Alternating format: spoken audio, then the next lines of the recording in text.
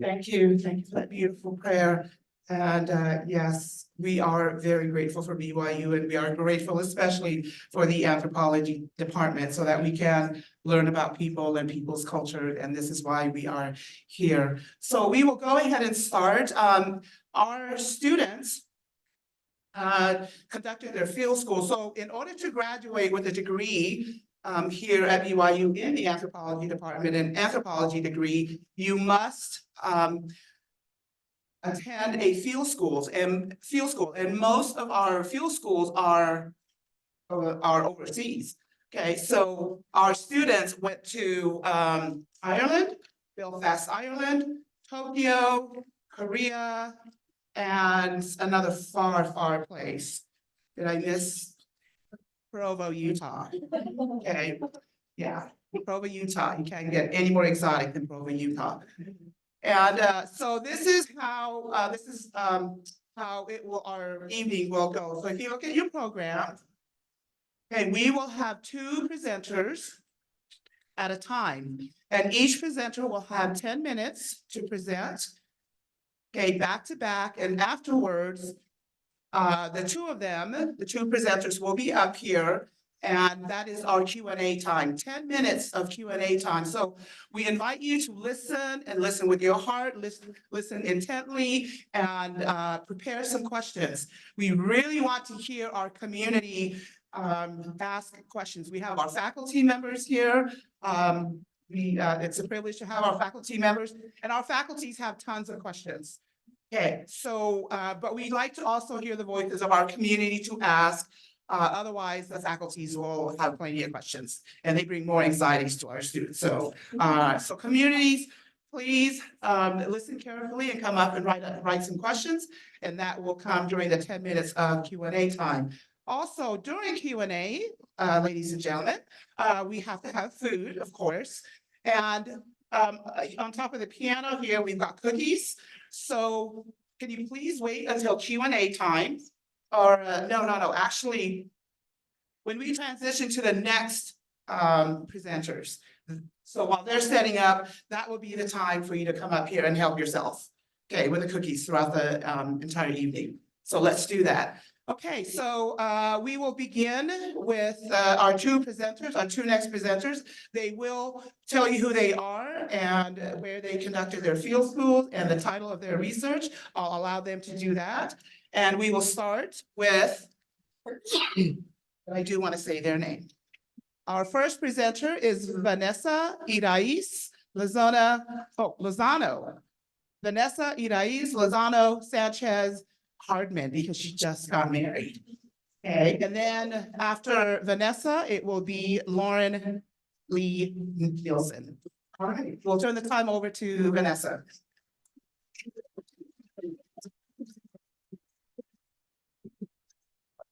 Great.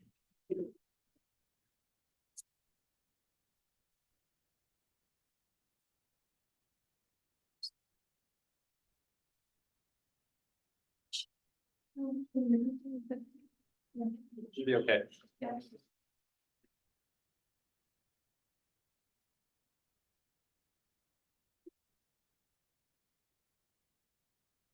Hello, my name is Vanessa Lozano-Hardman, and the title of my presentation is Opening the Black Box, How Support is Created in a Community-Based Intervention for the Mental Well-Being of Latina Immigrants. And to start out, I wanna...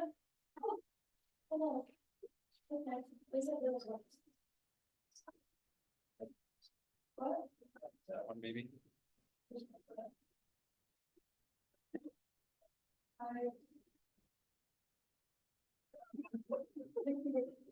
I call reset. I need my 10 minutes.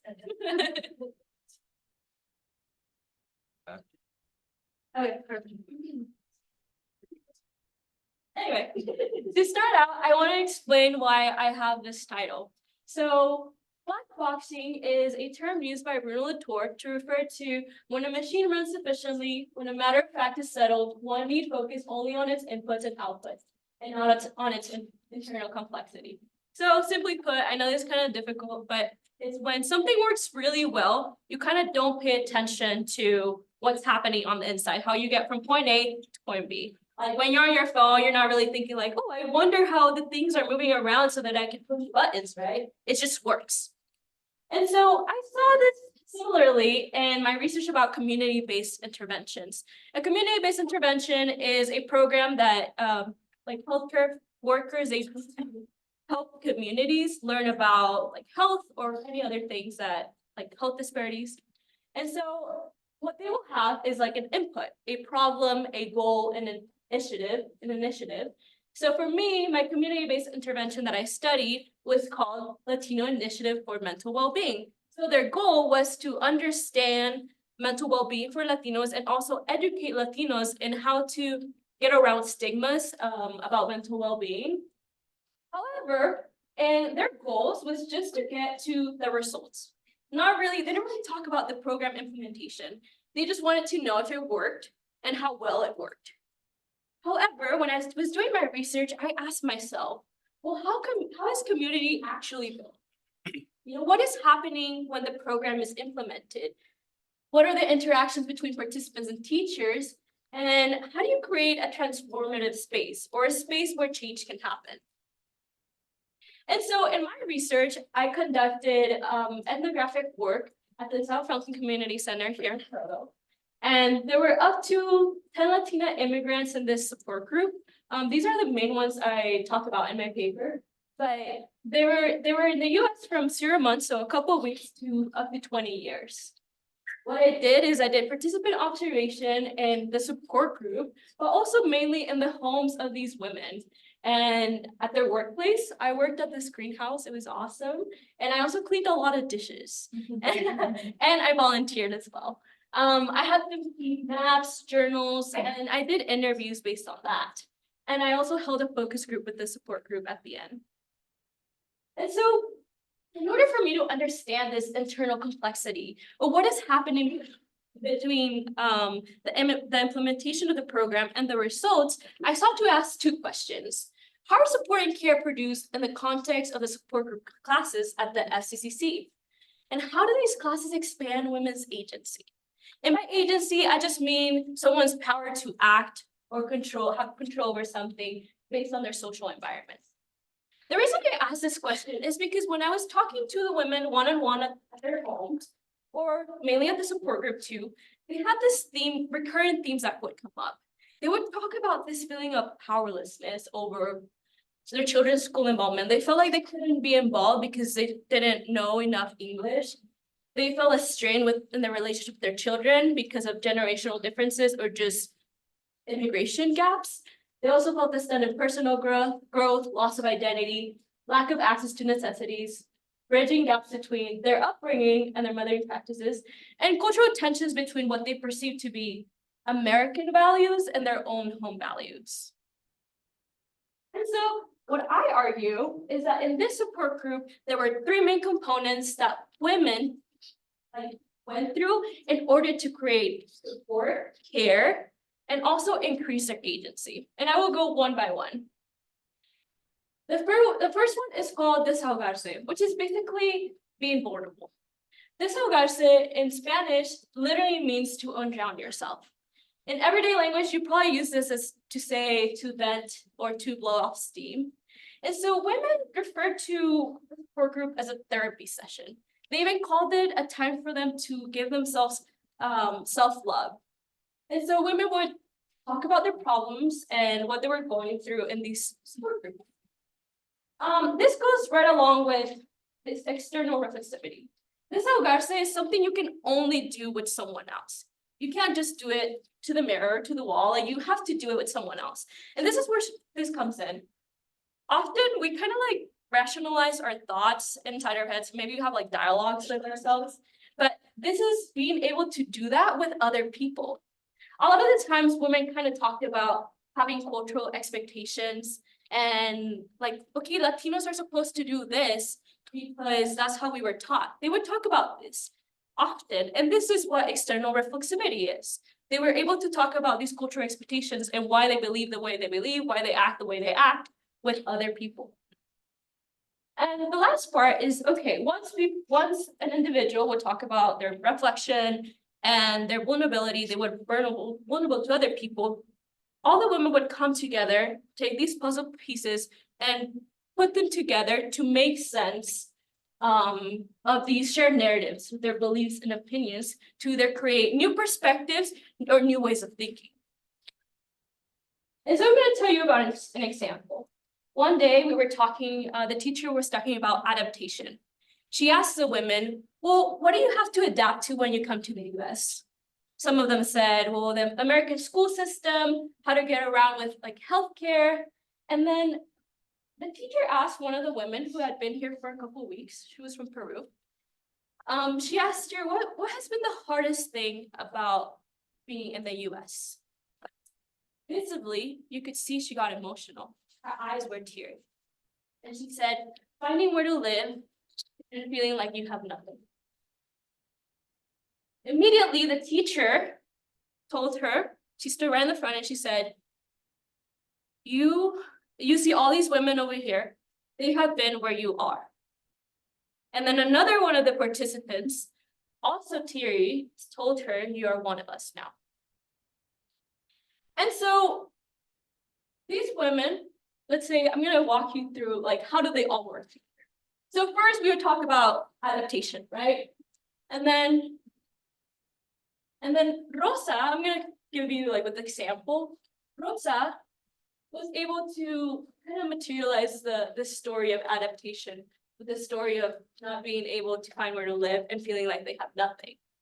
The teacher then gave her an insight or an opinion that was, well, you're actually, like, we have all been there. You're not alone. And then another participant recognized the insight by the teacher and then told her, okay, again, validated by saying, you are one of us now. So why is this important? So after research about these kinds of transformative spaces, focus as researchers being able to be the ones that create change. However, we see that in this specific space, it was the participants, the women that were trying to create change, that were trying to create like different perspectives. And so they were not just recipients of knowledge, but they were creators of knowledge. And these women recognized that they had to change. It wasn't just that they were in a new country, but it was also that they saw changes in their families, their relationships, their kids, and society. So one woman said, things change, and if we do not learn, then how do we change? They saw the support group as a place of learning, as a place of growing. The motto for the support group was often, nosotros somos ese eslabón. An eslabón is a link. They said they were a link in their generation that could implement new ideas and be the change that they wanted to be. And so this goes back to the black box, right? How is change really happening? Well, women are creating the change themselves. They're putting pieces together and trying to understand their life circumstances and trying to come up with new perspectives, new behaviors, new things to do. And so I just want to finish with this quote by Paulo Freire that says, a deepened consciousness of their situation leads people to apprehend that situation as a historical reality, susceptible of transformation. Again, I know it's kind of difficult to understand, but basically it just means when people are able to conceptualize their lives, when they're able to understand what they're going through, then they are able to have that power to change it. And so as we go forward in trying to implement these programs for communities, we need to understand how to help those people make the change themselves, not just have the researchers make the change. And so, yeah, thank you.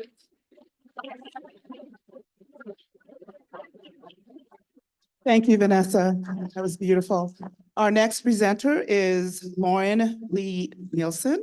She is one of our students that conducted her fieldwork in Belfast, Ireland.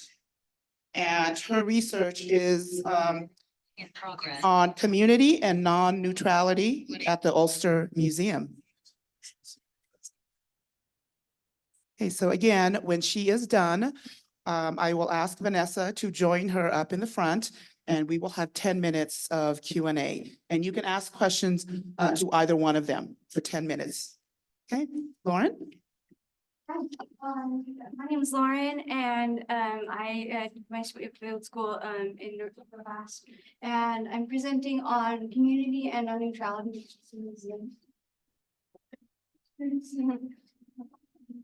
And so within Belfast in the 1970s, there was a conflict level where the Protestants and Catholics were divided against each other. And this conflict, although it was resolved through the Good Friday Agreement, it still is polarizing Belfast today. It's still very divided. And so the Ulster Museum discusses this troubles within its Troubles and Beyond exhibit. And the museum has 3 different sections: history, art, and nature. And it also has centers that go with that as well. And so I was interested in figuring out where how the Ulster Museum was able to show that it was engaging and helpful for people, visitors that came to it, while still being cautious and aware of the making sure that their educational and interactive exhibits and everything were still not disrupting the rest of the community, the different sides. And so that was something that they are trying to do. That was kind of like their problem. And so I was curious about how they did that, and had 2 questions. What part does the Ulster Museum play within the community of Belfast? And then also, what views does it hold in regards to the troubles with neutrality? And so the museum, through answering the first question, it is a place where you can have hear both sides of the conflict, and voices, both voices are able to be heard. And then also it displays Protestant and Catholic as well, and it's also helping the marginalized community with LGBTQ plus and Protestants and Catholics and all of that. And so scholars have said that the museum is has been changing and has been giving having less curatorial control. And so people are able to give visitors more freedom to kind of choose, oh, this is what we think is happening in this exhibit. And so because of that, they are setting aside some of that power. And so that is something that scholars are thinking is happening in Northern Ireland, because they are still quite divided. And so that's something that I argue was happening in the Ulster Museum as well. And so one way that they do that is showing those 2 different sides, because that allows visitors to be to think, oh, the this is what they're saying about having Protestants, and what do I feel about that, I think has come to their own conclusion. However, the curators are lessening their control of those more sensitive exhibits, but they're still have control over the rest of the exhibits. And so I, through my research methods, I volunteered at the Discovery Centers, and I analyzed my field notes, and I did a lot of interviews as well. Oh, sorry. So this is pictures of the Discovery Centers, Discover History. And so the museum has several different roles. So one of them is, like I said, showing both sides of the conflict. And that is through the curators that are able to try not to let their biases influence what they show in this Troubles exhibit. And that allows people to kind of feel more comfortable talking about Troubles, and have a shared space to be able to do that in a community where they aren't really able to do that anywhere else. And so This purple exhibit, broken people on panels to both sides. And here's a picture of one of the panels talking about Bloody Sunday. And one of the ways as well that it this is through showing how if one side is commits violence against another side, they are very good with realizing that they're not going to blame that side. And so they just use like a factual opponent instead of blaming. The Truth Abs Ball, this is another way that the museum is able to help the community, another role. They are helping marginalized groups like the LGBTQ community, Catholics. And so through this exhibit, they are able to, it was created by the Irais Collective, which is a group of artist activists who help Northern Ireland by creating art that talks about social issues. And so the LGBTQ plus community has been discriminated by the Presbyterian Church. And so this kind of provides a voice for them to voice that frustration through this exhibit. And it also has less curatorial control as well. And so the Truth Abs Ball was an event that also helped to do this for the Catholic community. They had this is kind of like a tent where people would come inside and play trad music, which is like traditional Irish music, which they don't have a ton of other areas. And so here are some pictures of that exhibit. And another thing that they do as well as a lot of other activist exhibits like the Principled and Revolutionary Northern Ireland's Peace Women. One of the curators I talked to did all of those. Three. And so another way that the museum is helping the community, but also going through with the Discover Centers. And these are places where kids are able to come and parents are able to take their kids where they don't have a lot of other safe places. This is a nice place to take them. And they are taking ownership of their of the museum and learning and being able to play. There was one kid who he was able to show all of us about centipedes. That was really cool. And then they also do a lot of summer activities as well. And so just to conclude, the museum is helping the community in 3 different ways. Through giving voice to marginalized groups, and it also giving that like a way for them to express their frustrations, and also giving the rest of the community that isn't able to see those different sides because they are segregated politically a lot, so they aren't able to see the different sides and a new perspective.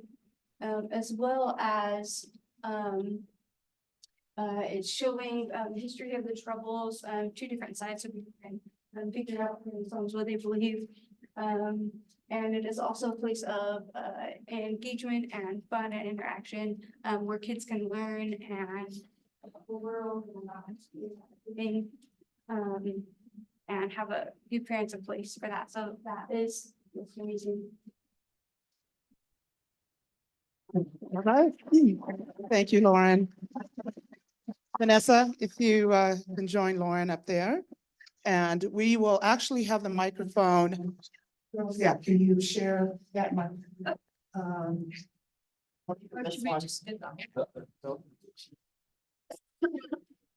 Okay, girls, if you can maybe stand in the center so that everyone can see away from the podium. Okay, ladies and gentlemen, I will turn the time over to you for any questions. And I will give you the microphone so that you can speak loud. Thank you for both those presentations. Vanessa, I have a question for you about, could you just convince us or provide some evidence that there was agency being developed, or that, yeah, just give us a sense of what you mean when you say that there was an increased sense of agency. Is it a sense of agency? Is it greater agency and ability to be effective and solve problems, or what do you mean by that? And then what's the evidence with that? Of course, thank you. I wish I could put all the amazing things that the women have done in this presentation. I actually attended a conference with the woman who's in charge of the support group, the teacher, and she was telling me about all the things that the women have gone on to do, and she's helped them with. And so maybe an increased agency and feeling like they can do, like, kind of achieve more, right? So there's that one side. There's some women that started their own business. She told me also there's a woman that has gone on to take like BYU pathway, even though her husband's really against it. She's gone on to do that. There's women that started volunteering for her, even doing research for her. So I think in that aspect, women are becoming, they're also like some becoming community leaders and being involved with teaching other women about mental health. And so I think in that way, women kind of take a power back and being able to help their own community and also just start kind of like their own thing. I think also women that are newer to the United States, I think the main thing has been that they're able to see each other and people they interact with. So like Rosa, right? Yes, it was really funny. One time we were talking about why Rosa hasn't kind of come to the class in a long time. And the woman who cried with her was like, oh, I saw her the other day. She had a car and they were doing really well. She just hasn't had time to come because she has a job and things like that. And so I'm really happy for her. So I think just kind of giving them a place to talk about their frustrations and be able to be like, you know what, I can't change where I'm at right now. That aspect too. Yeah. I have several questions for both of you. They're really nice, thank you. I guess there's a follow-up with what you just talking about, so I'll ask Vanessa first. So regarding those, did you find that there was any nationalist division among the, was there? Did you notice anything like this? So for example, I didn't catch where Carla is from. And the reason I'm asking is I've got really good friends from Peru that did their graduate work in the United States, and then they both got jobs in the West, Nevada and California. And they would talk to me all the time about how good it felt to be around their people, and none of them were Peruvian. And it was just Hispanic. It was just that we're speaking Spanish with one another. Whereas in Peru, find Peruvians and Ecuadorians not liking each other, everyone not liking Argentines, et cetera, et cetera. Did you find anything like that? So that's a really good question and something to think about. So there was a lot of the women that I didn't know where they were from because they didn't really talk about it. Some women, I would ask them like, oh, where are you from? Like all this and all that, but they kind of all share the same, like we're Latinos, and they had a lot of phrases that were, okay, we're Latinos, we're taught this way, we're Latinos, we have to do this way, but they would use that word, like we're Latinos, like all of us, doesn't matter if you're from Mexico, from Peru, it just matters that you're here in this space, right? And so I didn't really find a lot of nationalistic feelings when they were talking. Yeah, that you're one of us. Yeah. Is this, I mean, whether it's new or not, it is the establishing of a pool of usness. And this is now you're swimming here. Carla wasn't Peruvian, sorry, Rosa was Peruvian, but Carla, Do you know where Carla's from? I'm pretty sure she's Mexican. It's really interesting. I just once I traveled straight from Lima to Caracas, and I was like, these cities couldn't be more different in my experience of temperament and, so then, what is, I think the value of what you've done, pretty awesome. You provided this exegesis of, just what you set out to do, this black box. So I think the applications of this are obvious and clear. You could see people that support the center wanting to consult with you. This is the kind of insight that businesses would want to have, why anthropology? Do you have a sense of what the anthropological value is of this really very tight observant work that you've done? I think the biggest thing, I couldn't include it here because we don't have enough time, but I think as people were really accustomed to think of community as something that's just pre-existent, like the Latino community. And that can lead to a lot of generalization. That can lead up to a lot like, okay, Latinos are this way, Latinos are that way. But I've come to learn that the community that these women were creating, it wasn't nationalistic. It was literally a space where women through interaction. And so that's the anthropological, right? It's the interaction and the relationships they're building that these women were creating this transformative space. And so we're not just looking at maybe like the psychology of it, but we're also looking at how they're interacting with each other. And I think that's the most important part. And I would say that's like the anthropological side of it. Yeah, I agree. Yeah, that's great. I have a question for Lauren, but I don't want if someone else has it. Do you have a question for Lauren? Yeah. Oh, great. Go ahead. Really nice. Thank you. That was very interesting. So to me, it sounded like basically what their mission is here is to like how to present the troubles while avoiding troubles. That they're like, okay, how do we do this? And I have a few different questions, but just to give you one, you mentioned this the factual tone that they'll strike when there would seem to be something inherently potentially accusatory about a fact. Were there disputes about matters of fact?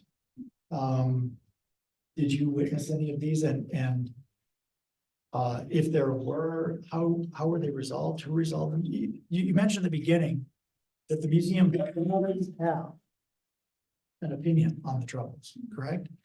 So could you first just give us a sense of what their opinion is on the troubles, and then if there were disputes about facts, did you notice any of those? And if so, how were those resolved? Yeah, so they do have an opinion on the troubles. They don't really share it.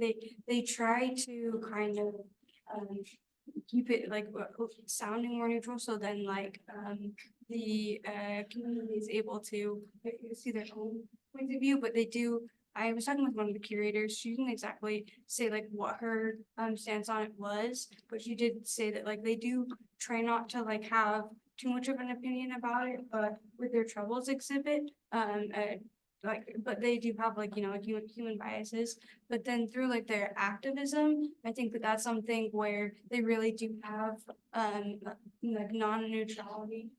They show like both sides, but they definitely are what is it called?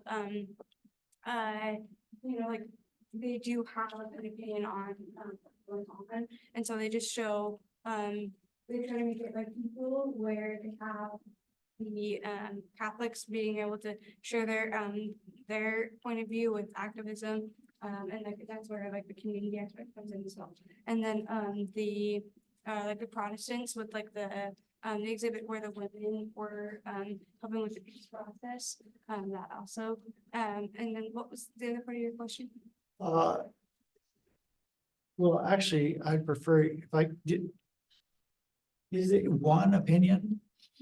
It just this is really remarkable. It seems very wise of them to say, look, we're not going to pretend we don't have a take on this, but do they have a take? Are they predominantly Catholic and they're saying, yeah, this is the right side of this? Is that what you mean by they do have an opinion? Or you're just saying that the different people each had their opinions? I think that like each of the different people have their opinions because there were like people who were like, you know, like you seemed like they were more Catholic and then there were people who seemed like they were more Protestant. I didn't was really able to ask them because like that wasn't something that they are comfortable with. But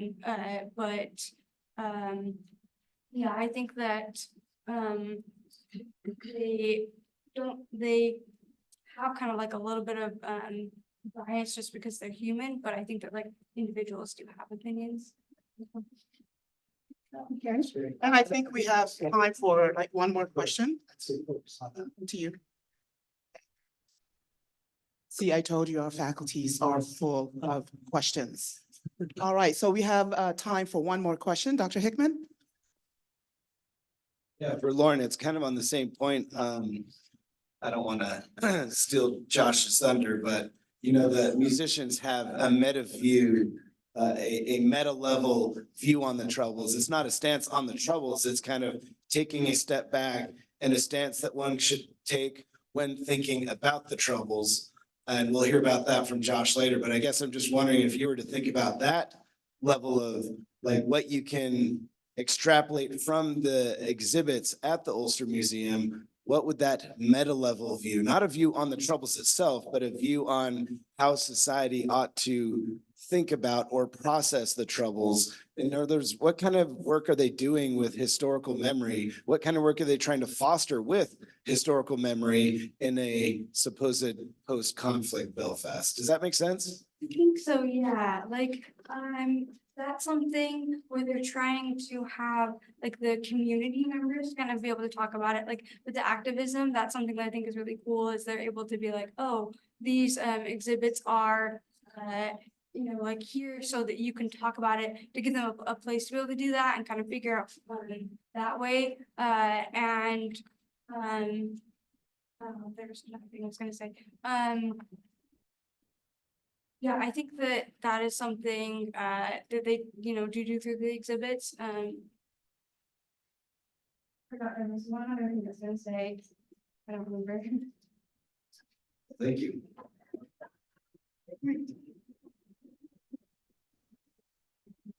All right, thank you, Vanessa and Lauren. Thank you very much. And so our next presenter is Jonathan and Sarai. So while Jonathan is setting up, please come up here, help yourself with our refreshments. We've got cookies up here. Just come up here to the piano and grab some and relax and enjoy while we're waiting for our next presenter. I just want while we're waiting, I just want our students to know how proud I am. It's not easy well, I think the fun part is attending these field schools. This is the hard part, is coming back here on campus and having to write a thesis format of their research. And so they have sweat, blood, and tears in trying to put this thesis together. We will, just so that you know, that students and visitors, families will be coming in and out. So just be aware of that. And all right, so as soon as you grab your cookies and sit down, we will begin. So for every duo up here performing, giving their presentation, it's 10 minutes each, and then 10 minutes of Q&A together. So altogether, it's about a half hour of the two of them giving their presentation, so that you know. All right, wow, this is really great. You're eating cookies. Yes, even our students are needing some energy.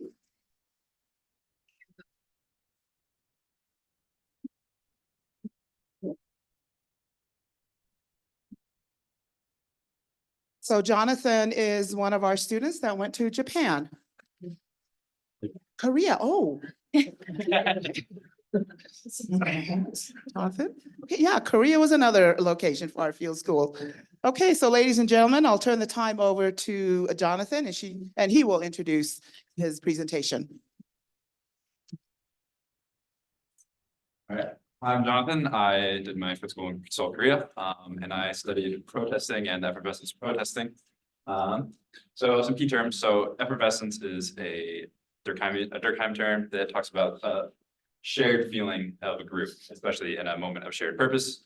For the purpose of my thesis and this presentation, I talk about high effervescence is in moments where energy, this group feelings and shared feelings is very visible and palpable. And then contrasting that with low effervescence being moments where there's not, where that group emotion is pretty low or not there at all. I also use emotional exuberance basically in the same way as effervescence, but I use effervescence as a group term versus exuberance as a individual term. And pretty self-explanatory standard protest formatting being that all protests, especially the labor union protests, follow the same format where they had an MC who introduced the protest, then a song, then a group of speakers, then a song, group of speakers, and ending. And that was the same for basically every protest I went to. So the question that motivated my research was how does breaking away from the protest standard protesting formats and the strict adherence to the protesting laws increase or decrease the effervescence of the protest? And claim that proof through this presentation is when the bounds of laws, which norms are broken, how the emotions are, the effervescence is more easily felt and easily and strongly shared among the protesters. So Korea has a very rich history of protesting from Japanese during the Japanese occupation and the March 1st movement, in which they got better. Because of this, they were better treated as a colony. And in the 80s, after the Korean War, when they were dictatorship, the 80s democratization movement was keeping their government what it is today. And even more recently, in 2017, they're protesting against their president until she was removed from office. So the main place that I protest took place in Korea is a place called Gwangbun Square. It's this area. It's literally the very center place of Seoul. So everything kind of centers there. It has a lot of important political places like this blue building up here. That is the Blue House, the Korean White House. This area is called Gyeongbok Palace. Gyeongbok Palace was the main palace of the Joseon Dynasty from 1300 to 1900. It even has the American Embassy here, and there's the finance building down here where you can't see, and the large mall over here. And so it's a central place with a lot of eyes, so that's why it is the main place people did protesting. Through my ethnography, I did a lot of, my main method was using observation. I wasn't able to do a lot of participant observation because of Korean laws against foreigners participating in protests, and out of courtesy to my field school director, and Dr. Thompson not having to deal with legal troubles with one of their students, I followed the law. So you're welcome, Greg. I formed my discussion and my claim from semi-structured and structured interviews with some key individuals. One of which is called Professor Jung. She actually participated in the democratization movement in the 80s, as well as the 2017 protests. And her general feeling about protests in 2023 and the years before that is kind of annoyance at it, because they took up space, they were very loud in the center of Seoul. But her main point of that too was that she felt like they weren't doing anything super impactful or anything meaningful like the 80s democratization movement or the 2017 protests. And that's where, and one of the terms that people talked about in a similar sentiment is this aristocratic unions, because they felt like the labor unions that were performing these protests, most of the protests, already had so much and they were asking for even more. So it felt kind of like, oh, asking more. But this, and kind of what I'm talking about in this presentation and stuff is, comes from my friend who was part of the Justice Party, who is a smaller third party in the government of Korea, who help with protests. And his point is that some protesting in general isn't super effective at legislation, he would argue, but it's about getting people motivated and therefore having effervescence in those protests. So to better understand protests, this document is something that's posted every night by the Seoul Police on their website, and it is detailing the protests of the day. You have what time it is, where it is. These arrows indicate where it's going to be in the case of a march, how many people, and this is just the police group that's in charge of them, or the police area that's in charge of them. And so actually, the annoying thing is it doesn't say what group is protesting, which was very inconvenient as a researcher, but protesters and protest organizers are required to submit this information and stick to the times and peoples and the places very strictly, and they have to submit this sometimes months in advance. And so that leads to most of the protests I went to, I would consider falling under this low effervescence. It would start off pretty high energy as people would get there. There's a lot of excitement, people are bustling around, and then they all fall into lines and they sit in these lines and in these rows. And after this opening song, it goes into these speeches, and almost immediately you can feel the excitement and the energy and the emotion fall. You start to have people putting their heads in their hat laps. You got a lot of younger people taking out their phones and scrolling, and a couple people sideways playing games, and so you see people with their heads back, completely asleep.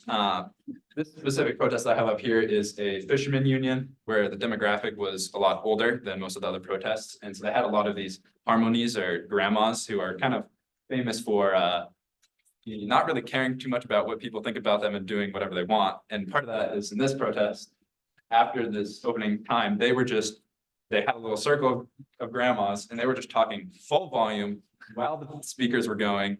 And there was just no interest in the protest, no shared feeling. The person who sat here and the person who sat, there's a bunch of people over here across the street. There was no connection there. And I think part of that, a lot of that has to do with the following those standard formatting and not bringing. So this is contrasted very strongly with the few higher effervescence protests I went to. This included Korea Pride. This starts off as a festival, and it usually doesn't have a protest after it, but because of a certain situation, with the basically Christian protesters had started or bid for the same time and place that along Guangmoon Square, that Pride always happened at, and the Seoul City Council chose them over Pride, and the Pride community was rightfully angry about this, and so they were protesting their treatment. And so it started off as a festival. People were, as a festival, the booths and action and things to do. And then afterwards, that's along the street corner that you can't see way back here. And thousands of people are congregated. And in basically a 5-minute speech, one of the protest leaders gives this speech, 5 minutes, very short compared to the other protests I went to. And then they immediately open the gates and the people start walking through. And part of that, and then they march to City Hall. And one of the things that was peculiar or different in this protest is that whether you were in the front or the back, people were consistently still connecting with each other and with the protesters as a whole. And usually it's, especially in a march, the people who are up front, because there's little vans that lead the way, those people are that's where the speakers are, where the organizers are, who are giving the information and the little chanting and stuff and the music.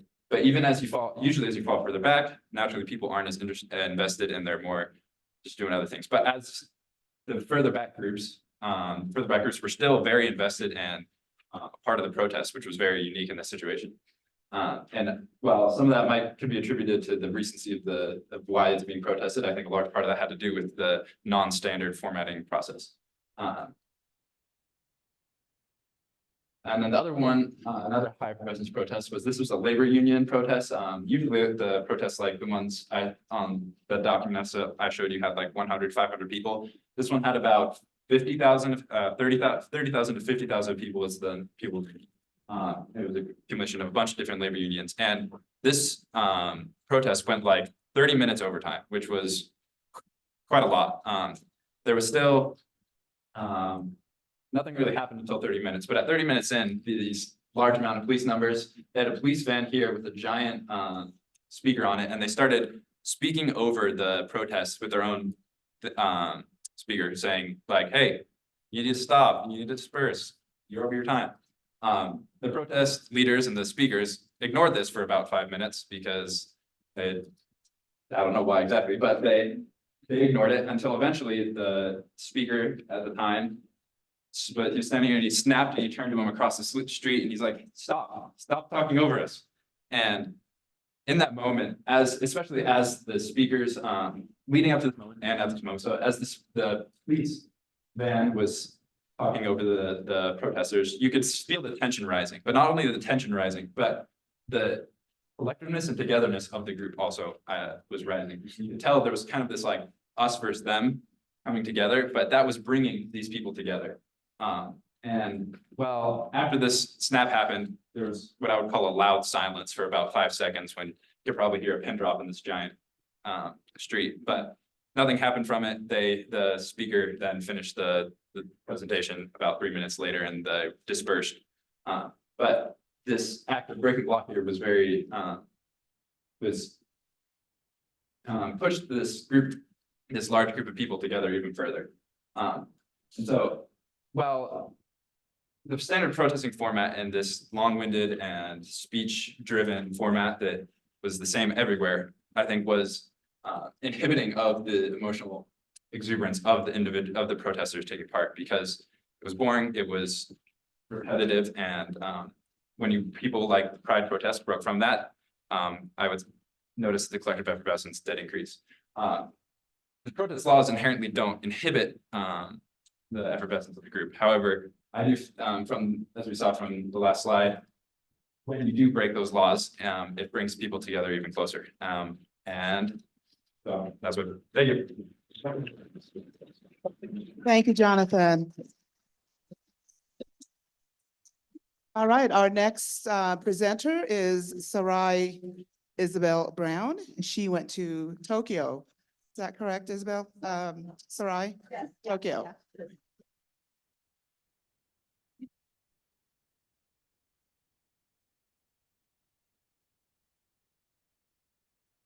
And her presentation is Nourishing Connections, Chinese Immigrant Identity in Tokyo Through Commensality and Hospitality.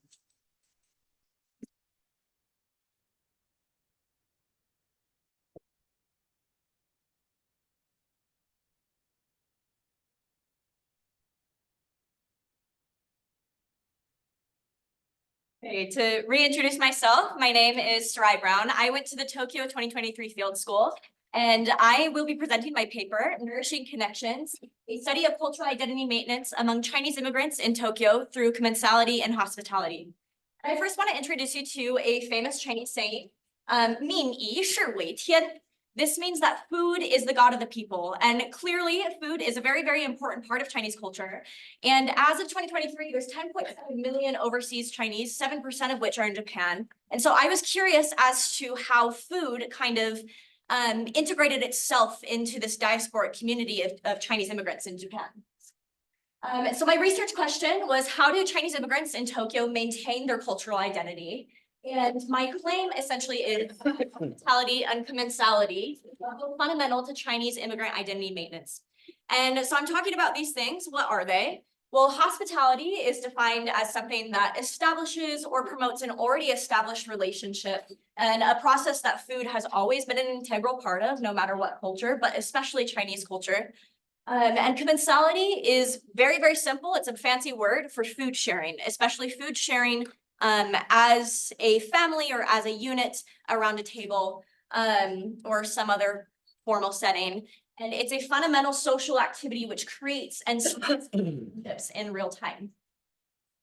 And so I was sitting in Tokyo. I was sitting in on a train on the Yamanote line, heading back home to my home in Komogoe. And I heard this woman next to me speaking Mandarin. And as an anthropologist does, I started speaking to her. And she was super excited that I was speaking to her, very confused that a white woman in Japan was speaking Mandarin to her. But she was so excited, started asking me where I learned, how I know Mandarin, blah, blah, blah. And almost without letting me finish, she then immediately invited me into her home with her and her family to have dinner. As an afterthought, she then said, "That's right, what is your name?" And so I was very curious as to what was going on in that situation. But before I tell you, I just want to tell you a little bit more about the ethnographic fieldwork that I did. I employed a lot of narrative inquiry. I did interviews, both formal and informal. I did a lot of participant observation, including partaking in a oolong cha ceremony, oolong tea. I don't know how to say that in English. It was super good. Ate a lot of Chinese food, went to Chinatown in Yokohama. And if you're telling me my research looks really fun, it was, and I was very full the entire time. I also did something coined by Geertz as deep hanging out, meaning, again, I just got to eat and have fun. I did jottings, field notes, audio recordings, transcripts. You can see an example of my jottings right here next to a huge bowl that took me 2.5 hours to get halfway through. And then I had to leave, but it was so good. And so I just want to talk a little bit more about Ting Ting, which was the woman that I met on the Yamanote line. She was very, very fascinating. She had just moved to Tokyo in the beginning of 2023. And the dinner that we did eventually have was 4.5 hours long. And she said a lot of interesting things while we were at that dinner. One of which being that she said that Japanese people are very cold. And that was a very fascinating statement to me because Japanese hospitality, known as omotenashi, is very world renowned. And a lot of Japanese people have this reputation for being overly courteous, of being exemplary of respect for the other, especially as perceived in keigo, in the honorific system. And she had said that they just aren't as friendly and hospitable as Chinese people. And she said that Chinese culture is hospitality and it is friendliness, which she distinctly said Japanese culture in of itself is not. And she just really was very emphatic about this warmth that comes from a lot of Chinese culture. And she said, she also described our relationship as yuan fun relationship. Yuan fun means something, a relationship that is defined and exhibited through fate. And she said, because of this relationship, it inducted me, well, she didn't say this. This is what I'm saying that she said. She inducted me into her clientelistic kinship network. And clientelism is a fancy word that I'll explain. Clientelism is essentially a social order that depends upon relations of patronage involving a client, the inferior, so me in this case, and a patron, the superior, Ting Ting in this case. So by becoming a client, I became part of the kinship structure by providing social capital to her, by being the shiny exotic other, and considered to be functioning within that system as an extension of the family. And so I was functioning within this kinship, within this clientelism very, very well. Due to a lot of complicated phenomenon that I do not have time to discuss, but feel free to ask me about it. The next interlocutor that I'd like to discuss is Guo Shuai. Guo Shuai was my age, a really good friend of mine now, and he had moved to Tokyo when he was 12.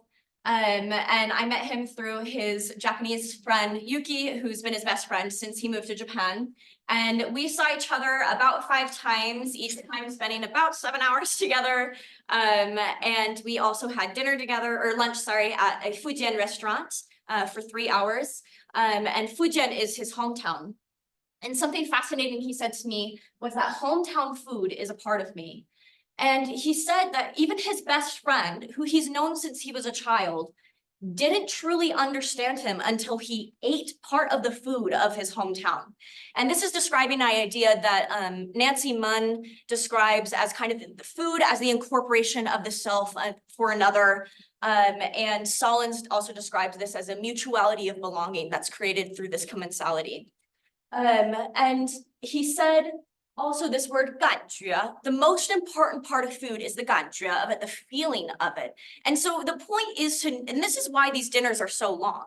The point is not to enjoy the food, although that is definitely a good benefit of time. The point is to feel together and to have this sort of togetherness. One contact I would like to discuss with you today is Chuanhua. Chuanhua also moved to Japan when she was 12, but she was actually in her 30s. And we met also around 5 times each time, these dinners lasting 2.5 hours. Again, you're probably wondering why these dinners were so long. And it's about that concept of the mutuality of being and the idea of hosting, these performance of hosting. And this was something that she talked to me about that she really loved about Chinese culture and just didn't get a lot of in Japanese culture, because the Japanese modes of hospitality are a lot different from the Chinese modes. And she said, even though she at first told me that she actually felt more Japanese, because she had lived in Japan for most of her life at this point, she spoke Japanese, she worked at a Japanese company, was very disconnected from her Chinese culture. Every time I came over, she did her best to perform Chinese culture for me by serving me things in China and by making me a lot of traditional foods. And she said, again, this word, ganjue, that the feeling of it all was the most important part of it. And it helped her come back into herself, into her Chinese self, essentially. And she said that talking more about the Chinese hospitality and the Chinese culture made her feel more Chinese, in that she had this opportunity essentially to perform it more often. And she said, most of all, that hosting was an aspect of Chinese culture that she misses. Because in Japan, a lot of this hosting is done in the public sphere. It's not brought into the private home. And obviously, this is granted that I'm not fluent in Japanese, didn't have the opportunity to really study that part of it. But she and the rest of my contacts were very quick to invite me into their personal spheres inside their own homes, which just does not happen a lot in the Japanese modes of hospitality. There's usually a neutral location for this hospitality to exist, where Chinese is trying to recreate this macro sociality of Chinese culture into the diasporic micro scale of their home. And so Chinese commensality and hospitality characteristics, essentially, commensality serves to reaffirm identity as it's the incorporation of the self, and it also serves to create a mutuality of belonging, as I discussed earlier. Hospitality is about forming clientelistic kinship networks, key to Chinese culture, and these hospitality networks serve the household and increases personal social capital. So my claim is the performance of hospitality and commensality allows for Chinese immigrants to feel more in touch with their own cultural identities. This is due to hospitality's integral prevalence in Chinese culture, contrasted with the Chinese interpretation of its distinct absence in Japanese culture. Commensality, by providing a stage on which hospitality can be performed, is how Chinese cultural identity is maintained and how kinships specifically are formed. Chinese hospitality is about incorporating someone into kinship structures and networks via this clientelistic aspect. Because the Chinese mode of hospitality and commensality is not common practice in Japanese societies, in order to accommodate for this, hospitality for these diasporic communities is then reallocated to be performed intimately inside the home, so as to reconstruct Chinese society's macro sociality at the micro scale. 谢谢大家，ありがとうございます。 Thank you, Sarai. Okay, so Jonathan will join Sarai. And let's go ahead and start with 10 minutes of Q&A. Anyone? How about we start with Rufus Lers and welcome back.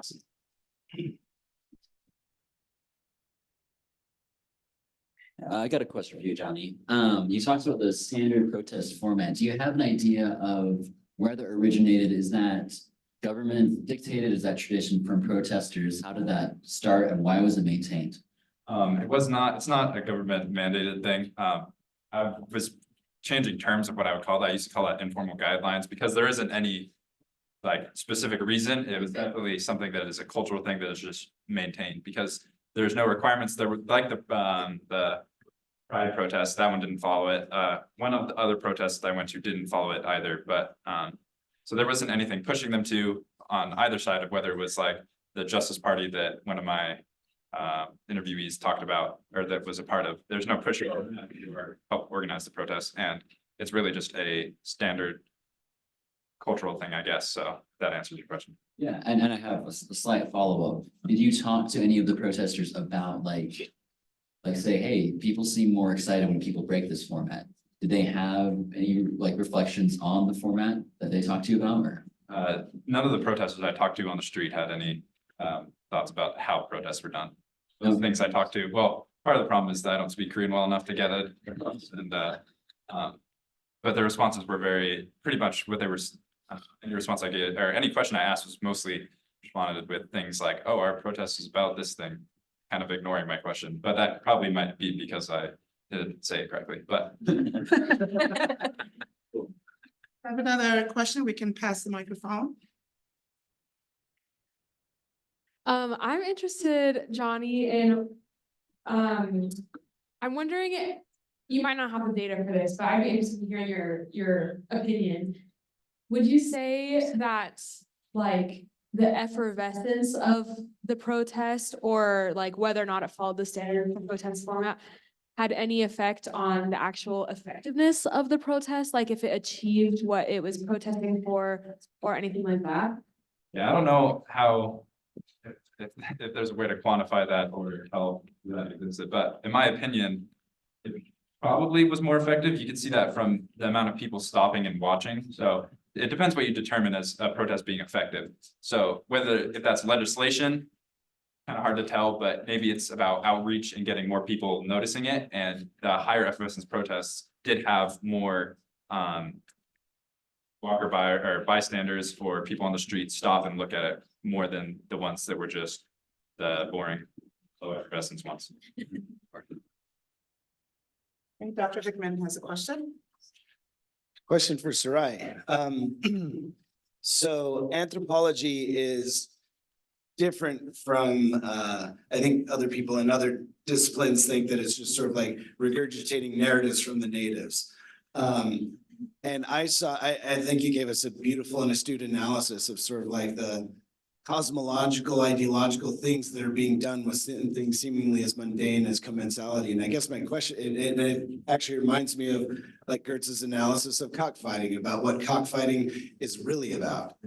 And so it's different from just the narratives of quote unquote the natives, right? But it's putting together a conceptual story, but at the same time, I think many anthropologists would say we'd like our interlocutors to actually see themselves in the analyses of the abstractions we put together. And I think, again, you kind of have a Gertz-like model of what's going on with commensality. And I guess I'm just wondering what sense do you think your interlocutors would make of your argument about how they're using commensality to do placemaking in diasporic life? Because I think that's, and I don't know if that ever came up or if you're planning on sharing it with your interlocutors or having those discussions, but I feel like that's a really interesting question to ask because, and I get a lot of mileage out of presenting my versions of my theoretical arguments anyway to my interlocutors, and I'm just wondering what you have to say about that, or what, if any of those conversations had, or if you had to extrapolate from your conversations, what you think they would think about your argument, if that makes sense. Yeah, about the commensality and hospitality. I think a lot of my interlocutors probably would see a little bit less in the hospitality. That was never a big thing that they had said to me themselves. But the biggest thing that they always said was food and food sharing. And they said to me, Chinese culture is dumplings. Because I asked once to an interlocutor of mine who I did not discuss today, who is fluent in English and Chinese, and we mostly spoke English. But when I asked her this question, I just kind of was like, well, can you give me, what do you think Chinese culture is? And she said, 就是饺子. It just is dumplings, you know? And it was really funny. And a lot of my interlocutors, they always mentioned this aspect of food, and how that is how I asked, I was like, well, what would you do if you wanted to get to know someone? And they said, we'll have dinner. Like we're, you know, and that's not a super big revelation, I guess, in contrast to our own personal cultures in America, but food really is just a central, the way to get to know someone is in the communal pot. And a part of the commensality that I wasn't able to talk about is that this almost exclusively always happens in a communal pot. Like you are eating out of the same, you have your separate bowls that will have like your rice, but you'll go through this big old pot and you'll put it into your own plate. Or own bowl, or sometimes like when I had this dinner with Ting Ting and her husband, when I wasn't eating, because they were talking and I was listening or I was writing down notes, they would stop and they would say, you need to eat, you're not eating enough because you're not being present by not eating. And so she would literally put food into my bowl. Sometimes she'd stuff it right into my mouth. You know, and so food, I think my interlocutors would definitely agree that food is, and this food sharing is how they feel together. Little pot self, big pot society, and no clear distinction between the two. Yes, exactly. Yeah, thank you. In Dr. Eaton's question, I heard something that I thought overlapped with the question that I had, which was in framing.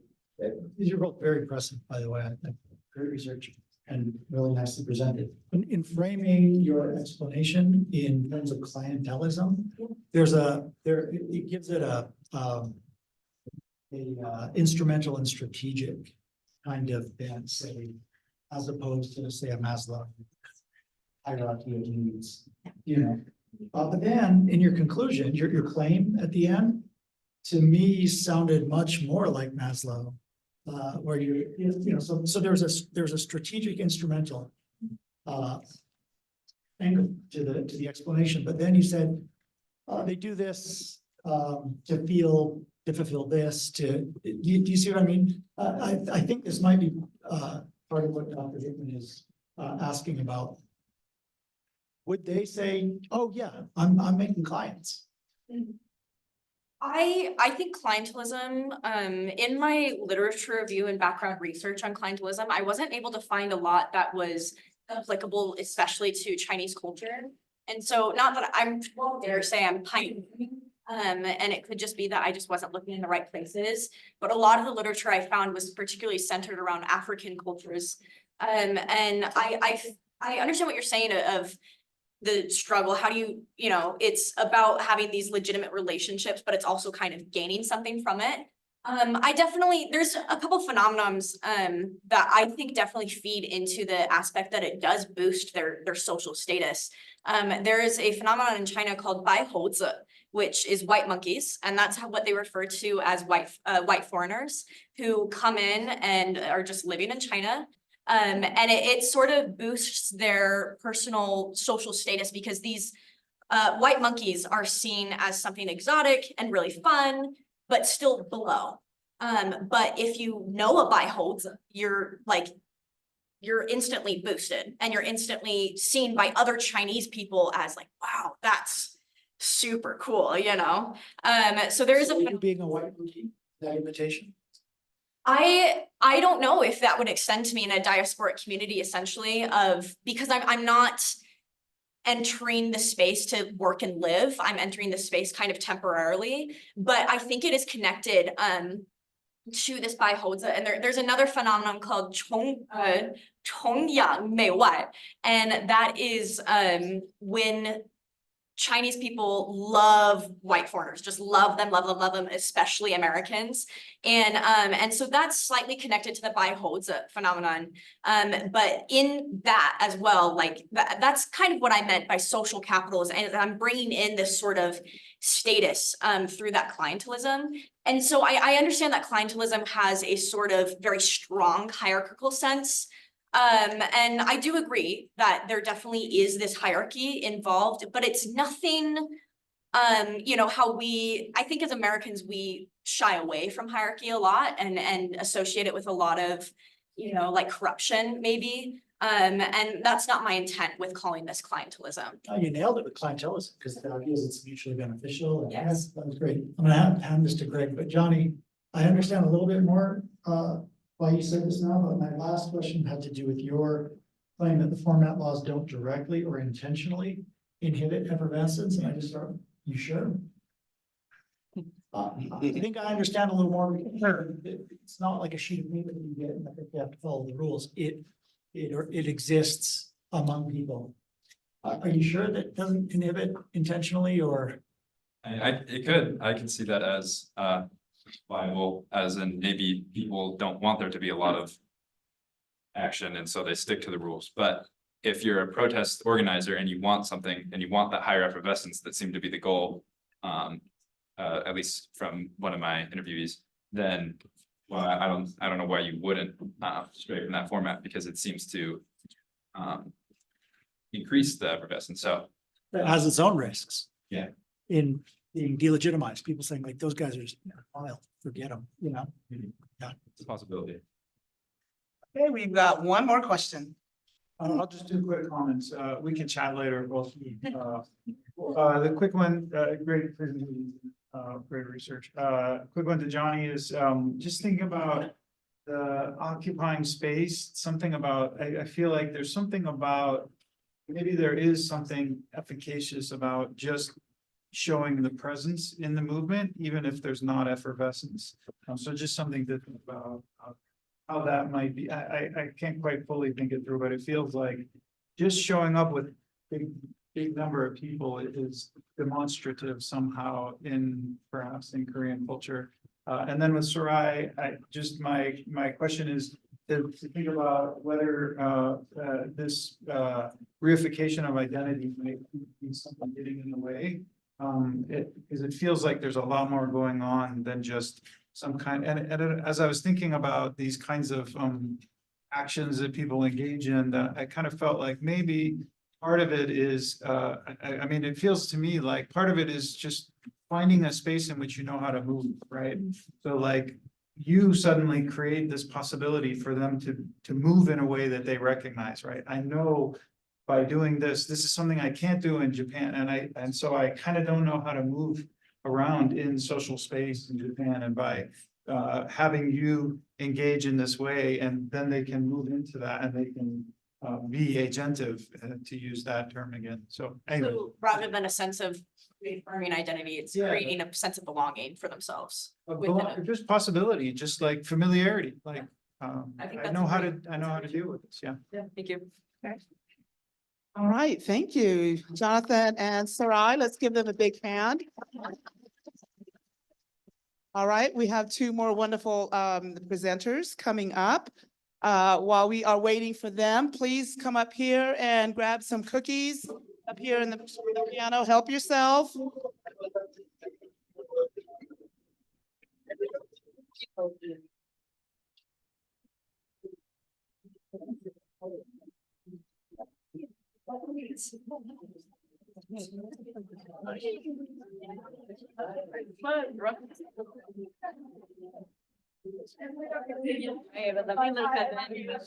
Zoom. Okay, so Yeah, quickly thumbs up. grab a cookie and have a seat so we can get started. On the Zoom, can you give me a thumbs up if you can hear what is occurring right now? Can you hear me? Okay.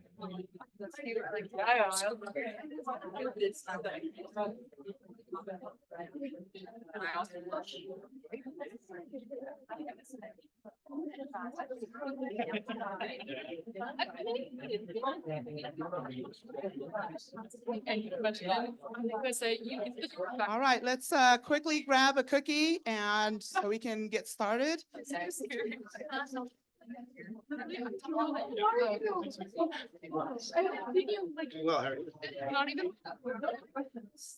Oh, I'm with a really hard one. This is what's wonderful about our anthropology department. We value people, we value culture, and we value food. So this is why we have food here. So please quickly grab a cookie, sit down so that we can get started. We have two great presenters coming up. And me being white, mom, it's actually a thing that like people would say. Not a monkey. But He said he's a white mom.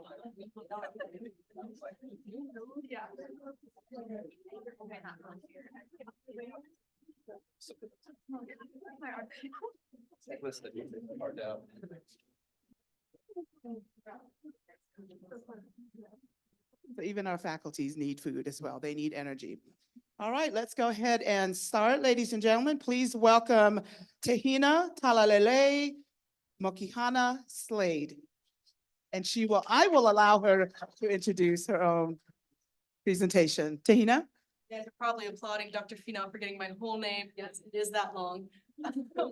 As she said, my name is Tehina. I did my field school in Tokyo, Japan, and I studied hula in Japan. And so I'll just start a little bit about me so we can get a little familiar with each other. I was born and raised on the island of Hawaii. I've been dancing hula and other Polynesian styles of dances from a young age. This is me right there. And that's, oh, let me use the pointer. That is me. Really cute. And I went to Tokyo, Japan to do ethnographic research about the popularity and practice of the native Hawaiian dance of hula in Japan. So first, let's start about what is hula. Hula is the traditional dance of Native Hawaiians. It originates from the islands of Hawaii, and it was used as a way to tell stories, to tell genealogy, and to worship the gods of the Native Hawaiians. Some vocabulary that we should know before hopping on in are, first is kumu hula. Kumu hula is a hula teacher that has gone through the process of becoming a kumu hula. A halau is a hula school. And then sensei is teacher in Japanese. In this case, a sensei is also someone who teaches hula that has not gone through the process of becoming a kumu hula. So there are two styles of hula. There is hula kahiko, which is the more traditional style of hula. It is accompanied by drum beats, chanting, and they are adorned with traditional wear such as a malo for men, as displayed here, and a pa'u skirt for women. There is hula awana. Hula awana is more commonly referred to as the modern style of hula, where it is accompanied by songs with musical instruments, and the dancing has a lot more softer movements. And as you can tell, the attire is a lot more modern, very bright colors, very beautiful. It kind of accentuates the trunk of Hawaii. So background of why did I choose to study hula in Japan? Well, approximately there are 2 million people in Japan that dance hula, which exceeds the population of Hawaii. And so as you can see, it's a really big hobby in Japan. And Hawaii and Japan have had close connections since the late 1800s, when Japanese came to Hawaii to work on the plantations, as well as when Hawaii's King Kalakaua started to make relations at that time. And now there are approximately 14% of the population of Hawaii is ethnically Japanese. So as you can see, close relations and in Hawaii as well as Japan. So the reason why I wanted to study hula in Japan is not only the background, but because I know that when we first hear of, oh, hula in Japan must be cultural appropriation or cultural appreciation. I'd say that no one really has the sufficient knowledge to determine either. In fact, the definition of both has been, I guess the line between the both has been blurred in the sense. So my purpose wasn't to claim one or the other. In fact, it was to limit cultural misunderstandings about the phenomenon of hula. And so with this, I went into my research with these 3 questions. Why is hula popular in Japan? Who is dancing hula in Japan? And why are they dancing hula in Japan? Very basic, very just right there, you know? So when I went to do my fieldwork, I usually did my methods in interviews, participant observation, and event observation. So in my interviews, I interviewed 5 kumu hula, 4 which were native Hawaiian and 1 was Japanese. 2 Alkali, and Alkali are kind of assistants to kumu hula in their halal. 1 which was native Hawaiian and 1 which was Okinawan. And 5 Japanese hula students, 4 female and 1 male.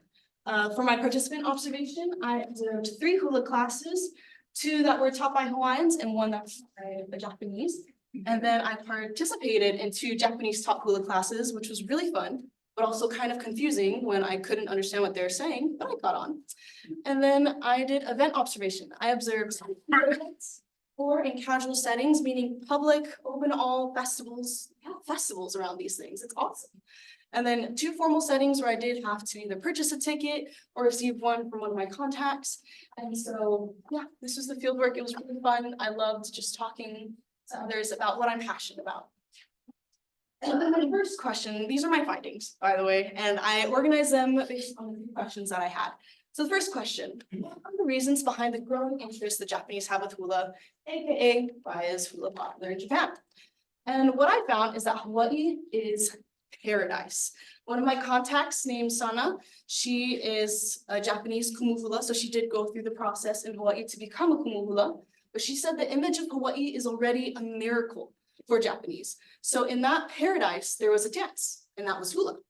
So it's already a paradise dance. Hula is more connected to the image of Hawaii. And we not only see this in hula, but we also see it in their food. We see Hawaiian burger and cafe. We see Hawaiian stores, bunch of stores themed after the tropical Hawaii. And then we also see advertisements. This is Waikiki Honolulu on Oahu, and it is displayed in Shibuya, just on the screen for everyone to see and to advertise Hawaii. So another finding is, or for the question, who is dancing hula in Japan, is what I found is that it is majority Japanese female. I probably only stumbled across 1 performance where it was male, but the rest, out of all of the events, out of all of the halal, it was all female. Let's see if I can click this so you can see a little dance. There we go. Yes, look at them dance. They're really pretty. So another thing is, as you can see, it's hula awana. Out of all the performances, not only did I see majority Japanese female, I also saw that there was a focus on the female one. There was no kahiko. It was mostly just the very bright colors, the beautiful dancing, the beautiful music. And the third and final question is, why are they dancing hula in Japan? With this question, I did a lot of my findings through interviews with Native Hawaiians and Japanese, so I can get the fuller picture of both perspectives. And so what I found is that a lot of their answers were that they wanted to feel a sense of beauty, whether that was wearing the adornments or just dancing beautifully, even smiling. A male hula dancer said he loved hula awana because he could smile and express himself. That brings a second point, which is expression. They could feel a sense of expression, expressing how much they loved Hawaii or how much they loved what the hula was talking about. The third reason why they would love dance hula is because of community. There was an 82-year-old hula dancer. When I say 82, she did not look 82. She could dance like she was my age, probably better. She'd been dancing for 10 years, and she said that the reason why she stayed is because she loved the hula sisterhood. And a lot of these hula dancers have been dancing for over 10 years, and with that comes community. And then familiar culture was another aspect, because a lot of the aspects of hula dancing in unison, that's part of the unity feeling of the Japanese. They saw a lot of cultural familiarity in hula. And so my claim is that Japanese females are interested in hula because of its connection to Hawaii and its ability to create a safe space to express femininity while living in a masculine society. So lots of big words, and we kind of go through it real quick. So y'all understand like connection to Hawaii, but creating a safe space, it kind of goes back to the community part. I asked another hula dancer, the Japanese hula dancer, if implementing hula into their lives, if that was hard for them to implement foreign dance into their lives. And they said, no, it was so easy to just have it in their lives and they didn't have to change anything. So it creates that safe space to express femininity. In this case, I'm thinking more beauty, to be expressive and feeling beautiful. And in a masculine society, so masculine society is a society that is basically where gender norms, or how do I say this, gender roles are separate and specific. So in Japan, males are perceived as dominant, as confident, and as leaders. The women are perceived as gentle, affectionate, and quiet. So hula gives Japanese females a sense to be beautiful, to dominate the phenomenon that is hula in Japan. And again, I would like to say I'm not claiming cultural appropriation or cultural appreciation. Instead, I am focusing on adding to the conversation that is hula in Japan. Because at the end of the day, the way to limit it, oh my gosh, guys, I can't English right now. The way to limit cultural misunderstandings is to understand both sides. Thank you.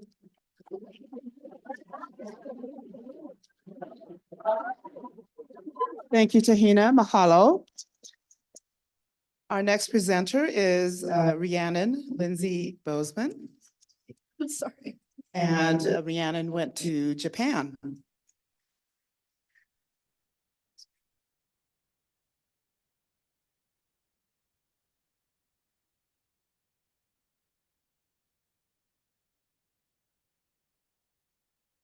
Thank you all for coming. Like Dr. Pino said, my name is Rhiannan, and I will be discussing the research I conducted in Japan, which is about sports, spectators, and liminal spaces.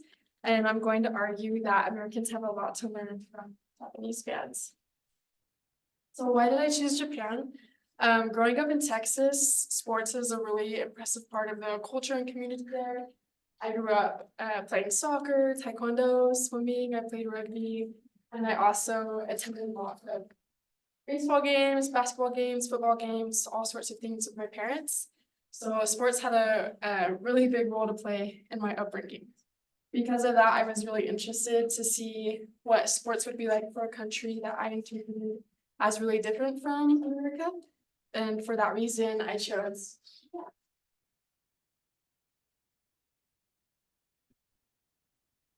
Okay, so for many of us here, I'd venture to guess that sports has also played a role in your life. Maybe You've been to a BYU football game or basketball game. Maybe you have children who play t-ball or soccer. There's many ways that we're able to see impact sports has on American culture.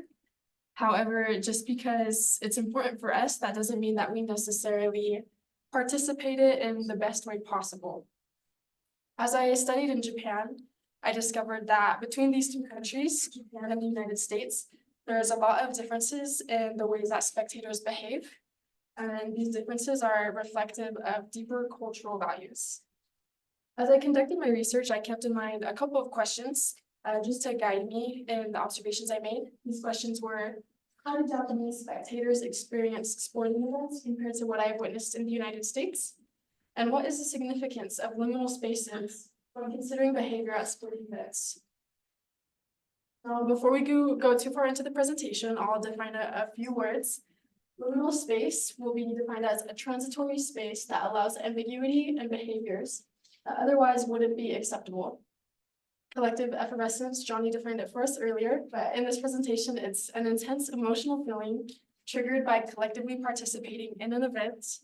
And then the social, very simply defined as societal expectations or social norms. While in Japan, there were two primary methods of data collection that I participated in. The first is participant observation. I was fortunate enough to be able to attend 2 professional baseball games, 2 professional rugby games, a professional American football game. And then I also participated in a dodgeball game, as well as a few volleyball games. I also observed more casual sports plays, such as children playing soccer at the park or some beach volleyball, things like that. The very first event that I attended was the Brave Blossoms versus All Blacks rugby game. The Brave Blossoms, that's Japan's national team. All Blacks, that's New Zealand's national team. And the New Zealand All Blacks are one of the best teams in the entire world.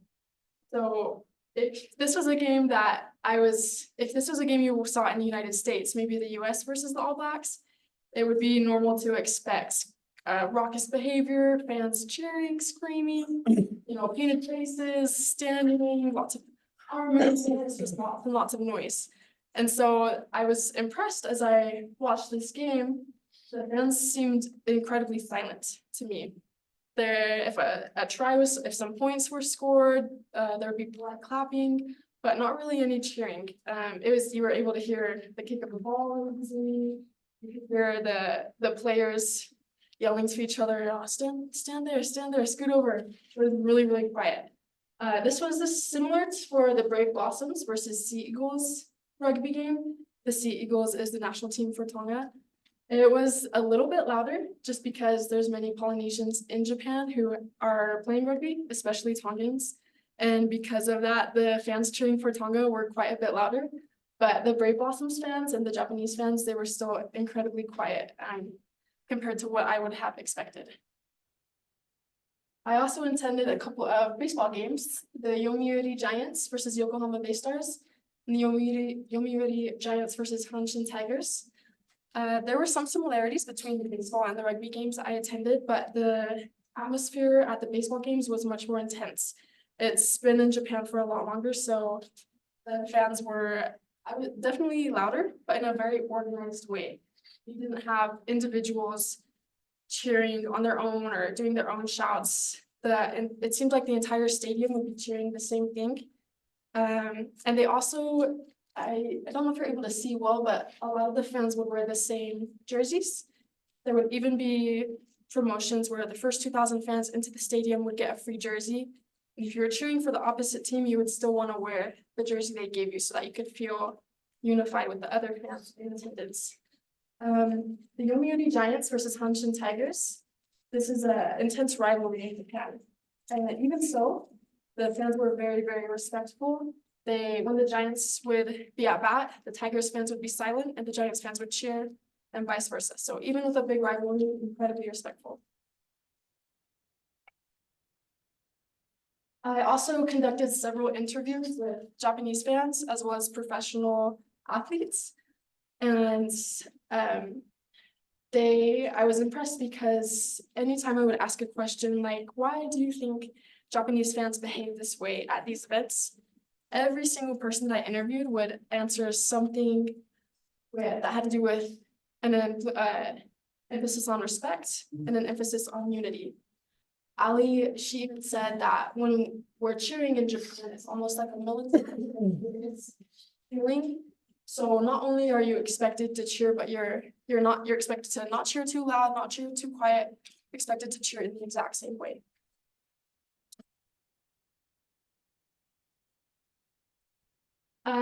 Because of the data that I collected, I discovered that in the United States, the reason that these behaviors are so different, because in the United States, spectator behavior is reflexive of the sporting event taking place in the liminal space. So in the United States, you have these crazy behavior, this loud behavior, painted faces, shirts off, screaming. You would never see that outside of a sporting event, like in the workplace or in school, things like that. And that's because the event takes place in a liminal space. So you're allowed to transgress the social or defy societal norms without negative repercussions. In contrast, in Japan, these sporting events do not take place in liminal spaces. They are merely extensions of the social, meaning that this drive for unity, drive for respect, these things we see in these Japanese games, we'll also see in the workplace, at school. The behavior is very similar inside and outside of the game. I find this important because for Japanese fans, the purpose of attending these sporting events isn't to see a team win or lose. They're not going with the intention of like praying one team will win, getting upset if their team won't win. The reason that they attend these sporting events is to feel that connection with the other fans, whether they're on the same team or not.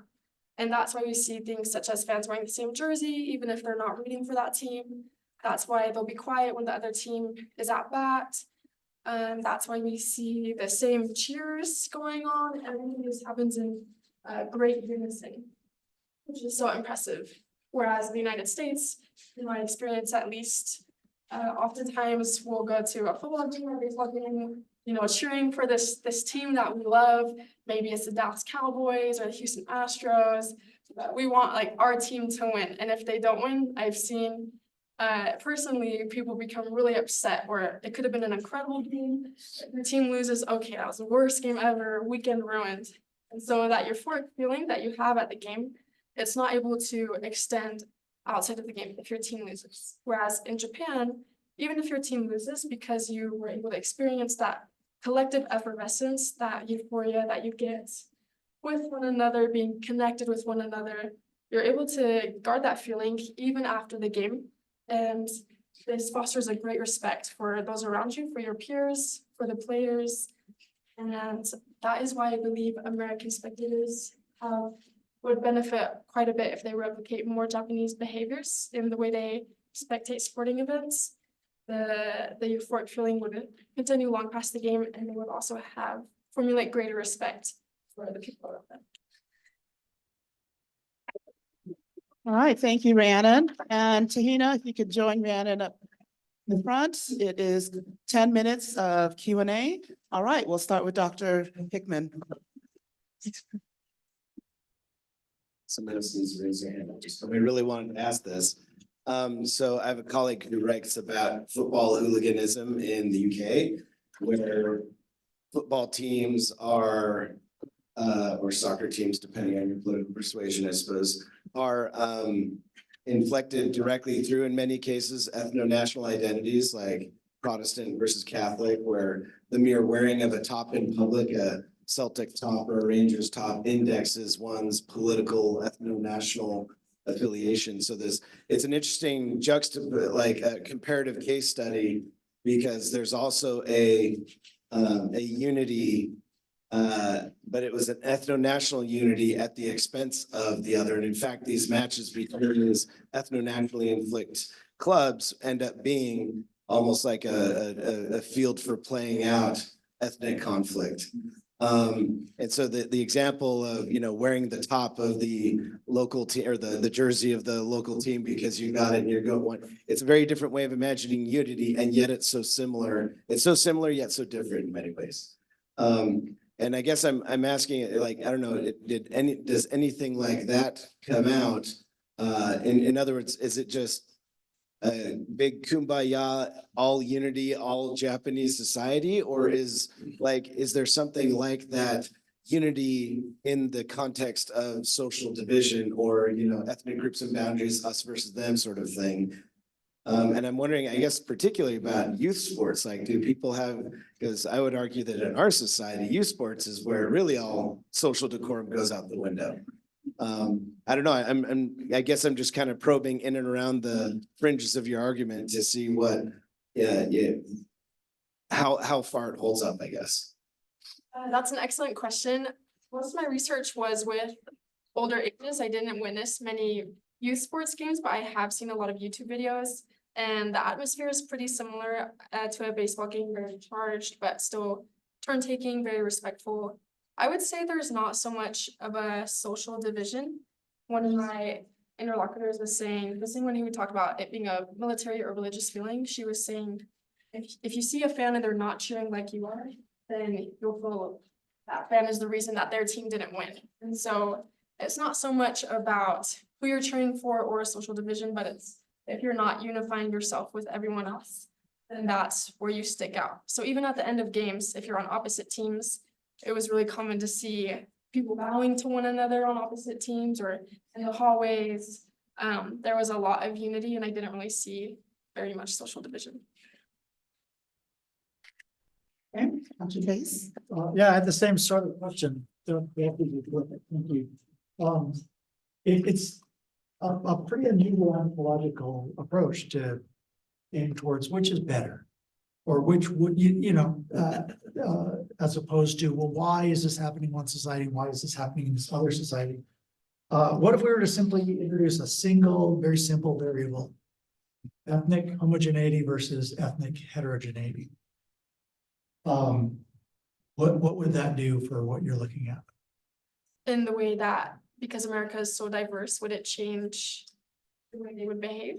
That's how it lines up. What I'm suggesting is, could it be that the United States, fan behavior of the United States is a functional correlate to plurality and ethnic diversity? I mean, just on the face of it, it would seem that maps on pretty neatly in, for example, Japan. Do you see what I'm suggesting? Yes, sir, I think so. I would say that, at least from my experience in sports and what I've seen, I think America, as you said, is a much more diverse country. It's very individualistic. And so this individuality plays a role in the way people behave at sporting events, whereas in Japan, it's much more homogenous. You don't want to stick out. In America, I think there is this pressure to stand out, to be individual. So I think that it would be very difficult for America to implement because of that individuality. However, I still believe that the benefits, when we approach sporting games, we want to have this euphoria. We want to feel this joy that we have with other people, this joy we have when we see our teams win. I think the benefits would still outweigh the difficulties because we're able to keep that feeling to ourselves past the game. Yeah, that makes sense. Nina, thank you. Would you say there's a possibility that it's not simply, well, I would want to encourage you to think about adding one more element to your plan, that it isn't only performing femininity in a masculine society, but it's doing it by way of doing something that is traditionally masculine, which is appropriating something from the outside. Do you see? I wonder if you think that could be the extra attraction or empowerment of it, that I'm not going to perform femininity in every Japanese way that I'm supposed to, but I'm going to be feminine, but I'm appropriating this other culture to do it. Do you see? I think I see. I don't want to claim cultural appreciation or appropriation. However, I feel like I can see what you're saying where it's like, I'm not gonna be feminine in like other aspects of Japanese culture, but I'm taking it as a way to be. Yeah, exactly. Okay. Yeah, I don't mean appropriating, there's no value hierarchy here. It's simply cultural dynamics of, this is an attractive way to do this because I can be feminine. I want to appeal to my fellows, male and female, but also it's pretty cool. I can do, you know. Yeah, I can see that. Thank you. This is a question for both of you. You seem to be going back to Ruth Benedict and cultural personalities. You comment on that? Hopi or passive, Japanese or quiet. New Zealanders are rowdy. Right?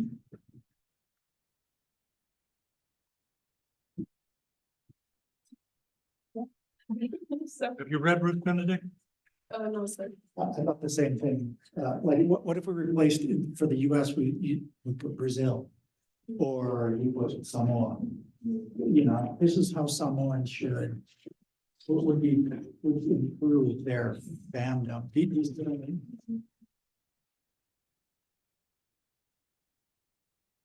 Okay, let's move on. Okay, I've got two more questions. I'll give it to Vanessa and then you can finish. Is that okay? All right.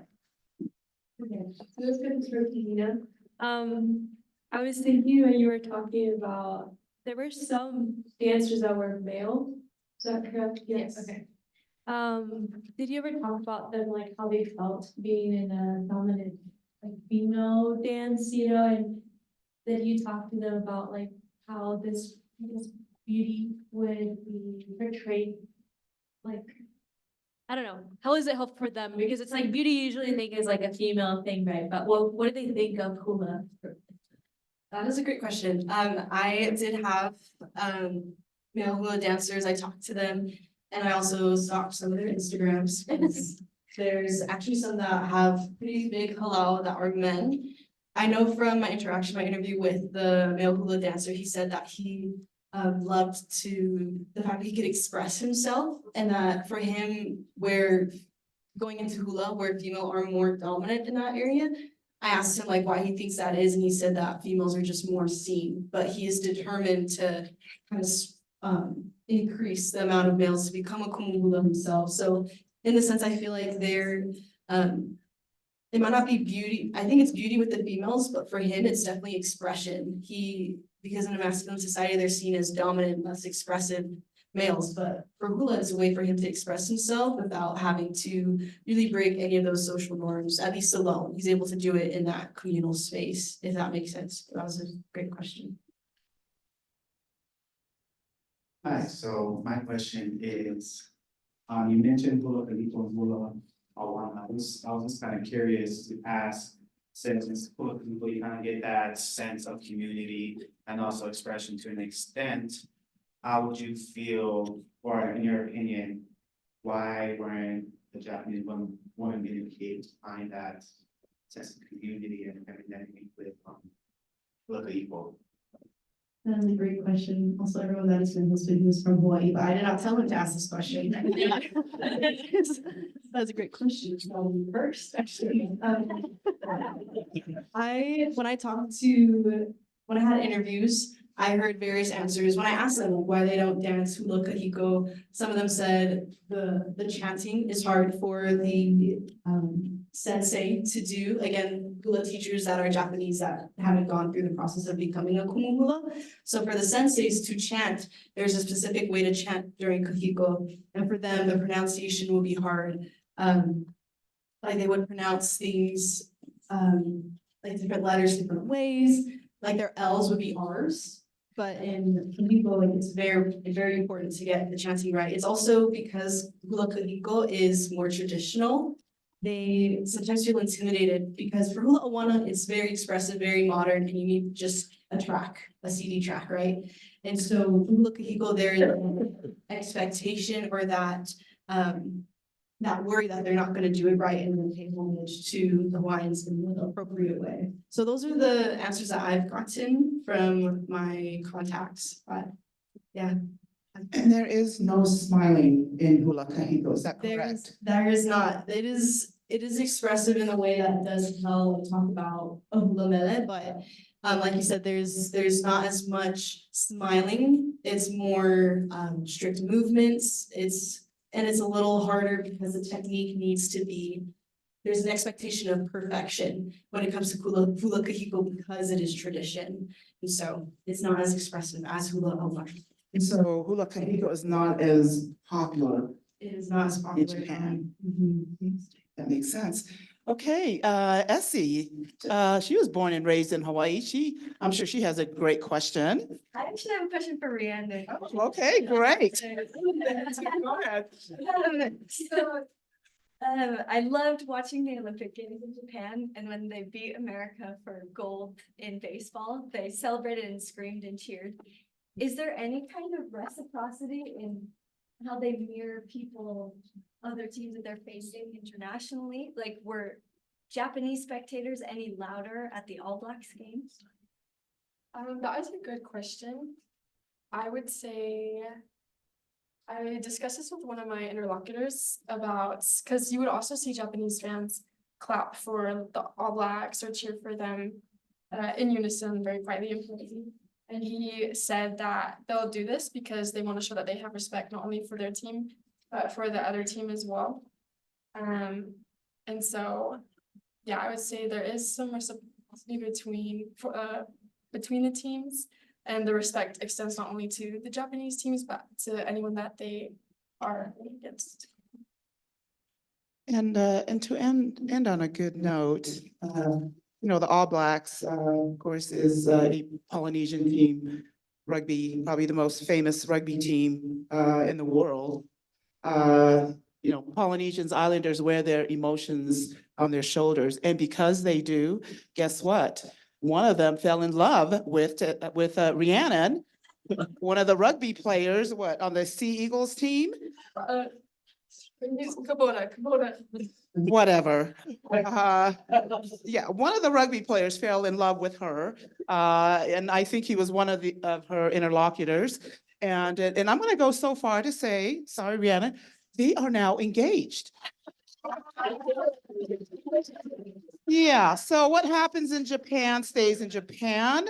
That is not the intention of our study, but it happens. So, Dr. Chase, did you have one last comment? No. Okay, so there you go. All right, let's give the girls a big hand. Great job, girls. All right, we've got one more dynamic duo to finish the evening. So go ahead and grab some cookies. Help yourself with the cookies. We've got two more great presentations for the evening.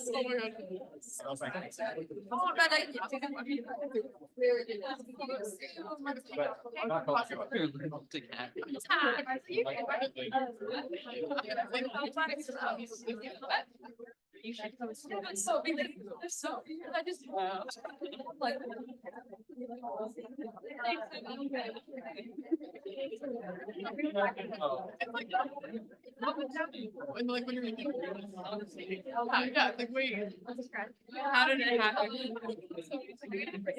I know, right? No, yeah, I was.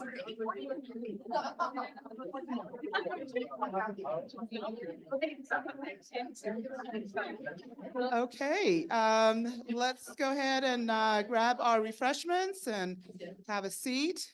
We are so grateful for our visitors, our spouses and roommates and friends and family, faculties who are here tonight. We're grateful. I'm really grateful that our faculty members are here because they are just full of questions. And this is what makes our symposium so interesting and fun and learning. We have our faculty here to ask these really important questions to our presenters. So our next two presenters is Cambria Sky Ball, who went to Japan, and then also Carolina Corrales, who is the only, Carolina is the only archaeology student who is joining us tonight to present with our class. So we're happy to have her. So now, ladies and gentlemen, please welcome Cambria Sky Ball. Can you hear me okay? Good. Okay, cool. I'm Cam, and today I will be sharing my research on honor, shame, and belonging, cultural context of disciplinary and in Tokyo, which I conducted over the summer.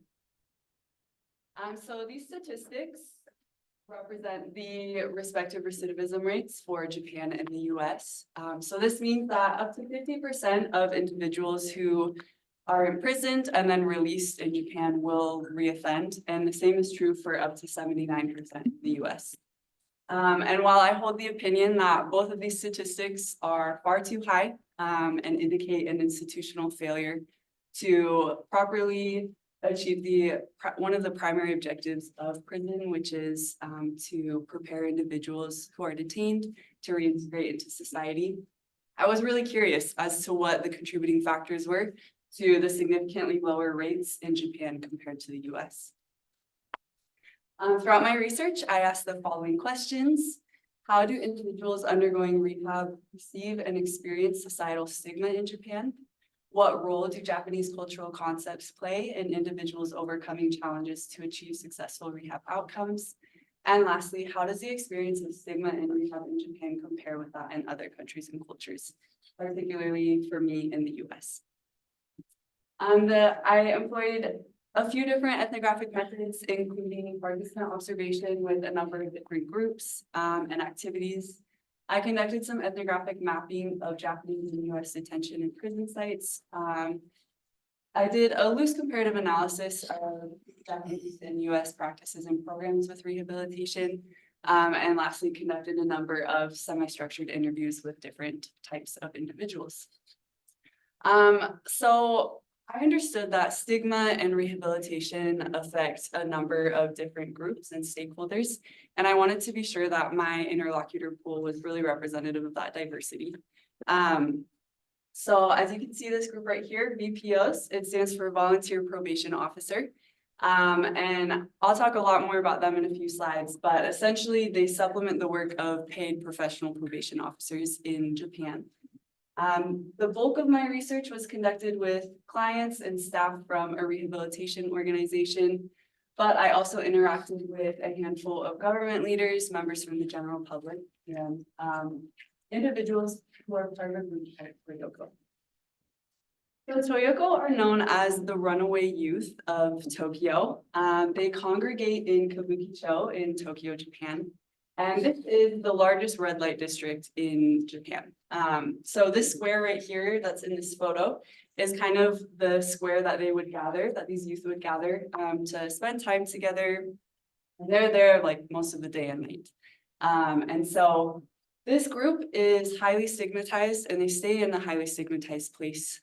Their activities include sleeping, eating, talking together, making videos. And they're also involved in some delinquent activities, including underage drinking and drug use. The one thing about Japan is it's very clean. It's well known for how clean it is. But Kabukicho, not so much. It's kind of this pocket of litter in the area. And the ground is typically covered with used plastic and cigarette butts and used bottles.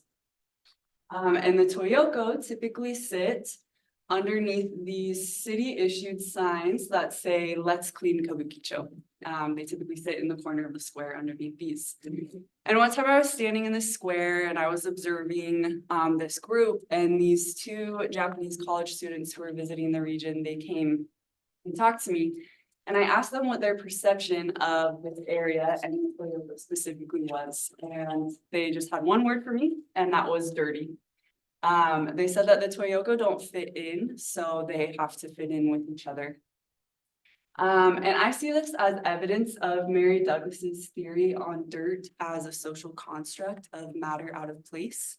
That these Toyoko participate in deviant or delinquent activities that make them matter out of place in a society that highly values fitting in. And because of this, people who do fit into the society, who are considered matter in place, they stigmatize these individuals. They consider them dirty and therefore insinuate the need for some sort of cleansing to happen for them to be reintegrated back into society.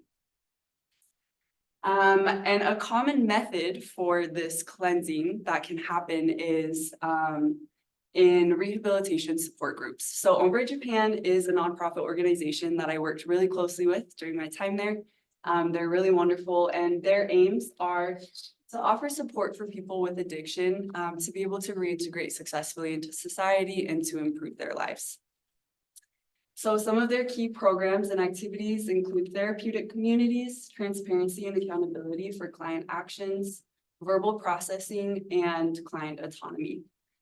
And these are some of the key activities that I participated in or observed throughout my research with these people. So we did a lot of discussion circles, different activities like art therapy to help them process their emotions and experiences, as well as various trainings. And Ombre Japan, their programs are a great example of how a program kind of molds a strong cultural value and a rehabilitation best practice. And so Japanese collectivism is very prevalent in Japan. They really value the collective welfare over individual in Japan. Fitting in and having a strong social image and belonging to a greater part is paramount for people who live in this country. And so Ombre Japan's programs kind of achieve this agenda while also offering therapeutic community resources to their clients. This is a quote from one of the clients that I interviewed, where he kind of affirms this collectivism that he experiences as a Japanese citizen and the importance that community plays in his life and in his rehabilitation process. And this is from one of their staff members who said, "You have to look inside yourself for recovery. It's not easy to do it, but it's necessary. Often we need a community to help us look inside." So again, this strong emphasis on community and the role that it plays in successful rehabilitation efforts. Another client that I interviewed said that he feels a lot of shame about his addiction, and he tries not to forget those feelings of shame because they help him remember what he's capable of. I think this is a great example or great evidence of the value and importance that they place on accountability with this program, but also an interesting insight into how stigma is often perpetuated by the individual themselves in addition to the broader society who might stigmatize them. It can be hard for a person to forgive themselves and to overcome stigma in their own mind as well. And while nonprofit organizations and programs are a great opportunity for that, there are other resources that are available to people who are interested in rehabilitation, including this really unique government program that Japan has called the Hugoshi program. Essentially, they employ volunteer probation officers to supplement the work of paid professional probation officers. And so these probationers, who I will call clients from now, they are paired with a VPO who serves as like a mentor, a built-in best friend for them moving forward. And they are always from the same community. So they're very proximate to community resources, job opportunities, things like that. The purpose of VPOs is to enhance local communities through helping people rehabilitate themselves and also educating the public on crime prevention. And this is just one of the many ways that they attempt to bridge that gap between community and rehabilitation efforts. So what you're looking at here are the official Japanese mascots of rehabilitation. This is Hogo-chan and this is Sarai-chan. And they represent they serve as a visual representation for the community of what delinquency looks like versus what successful rehabilitation looks like. And so it's kind of a fun way to connect with Japanese community members who really value and get excited about kawaii or cutesy things, and serves as a great vessel for communicating messages of second chances and overcoming stigma, and also the subsequent discrimination that typically follows that stigma. So one of the many methods that VPOs use to connect with their clients is through home visits. So they invite these people into their homes a couple times a month, and this is required. This is really rare in Japan to invite people into your home, particularly people with criminal history, let alone like your own friends and peers. And an invitation into one's personal home sends the sign that that person is clean and that it's an invitation for deeper belonging. And so these in-home visits with the VPOs and their clients serve as a signal to their broader community and their neighborhood that this individual is in the process of becoming matter in place once again. They're in the process of becoming clean. And just a really quick overview of some common themes that I pulled from my work in Japan and some secondary research with the US. I found that there's a really strong emphasis on community in Japan and reintegrating into that first, whereas in the US, we value productivity more through things like employment when we're looking at rehabilitation efforts. And I think a big part of that stems from that collectivism that Japan is so centered on, that it's a better indicator of successful rehabilitation for them if you know your neighbor than it is if you have a job. And that's not to say that employment isn't highly valued in Japanese society, it certainly is. But through my research, I argue that Japanese programs work to overcome stigma and maintain order by prioritizing reintegration in the community belonging first and through productivity second in their rehabilitation efforts. And my hope is that research like this can kind of serve as an opportunity to understand the root causes of stigma and how to overcome it, and also be able to understand and critically examine what's working and what isn't working in pre-existing programs and systems for rehabilitation, to know how to overcome those challenges and improve programs or create new ones that really can just foster stronger senses of belonging and opportunities for success for individuals in local and larger communities. Thank you. Right, thank you. Thank you, Cambria. And our last and final presenter for the evening is Carolina Corrales.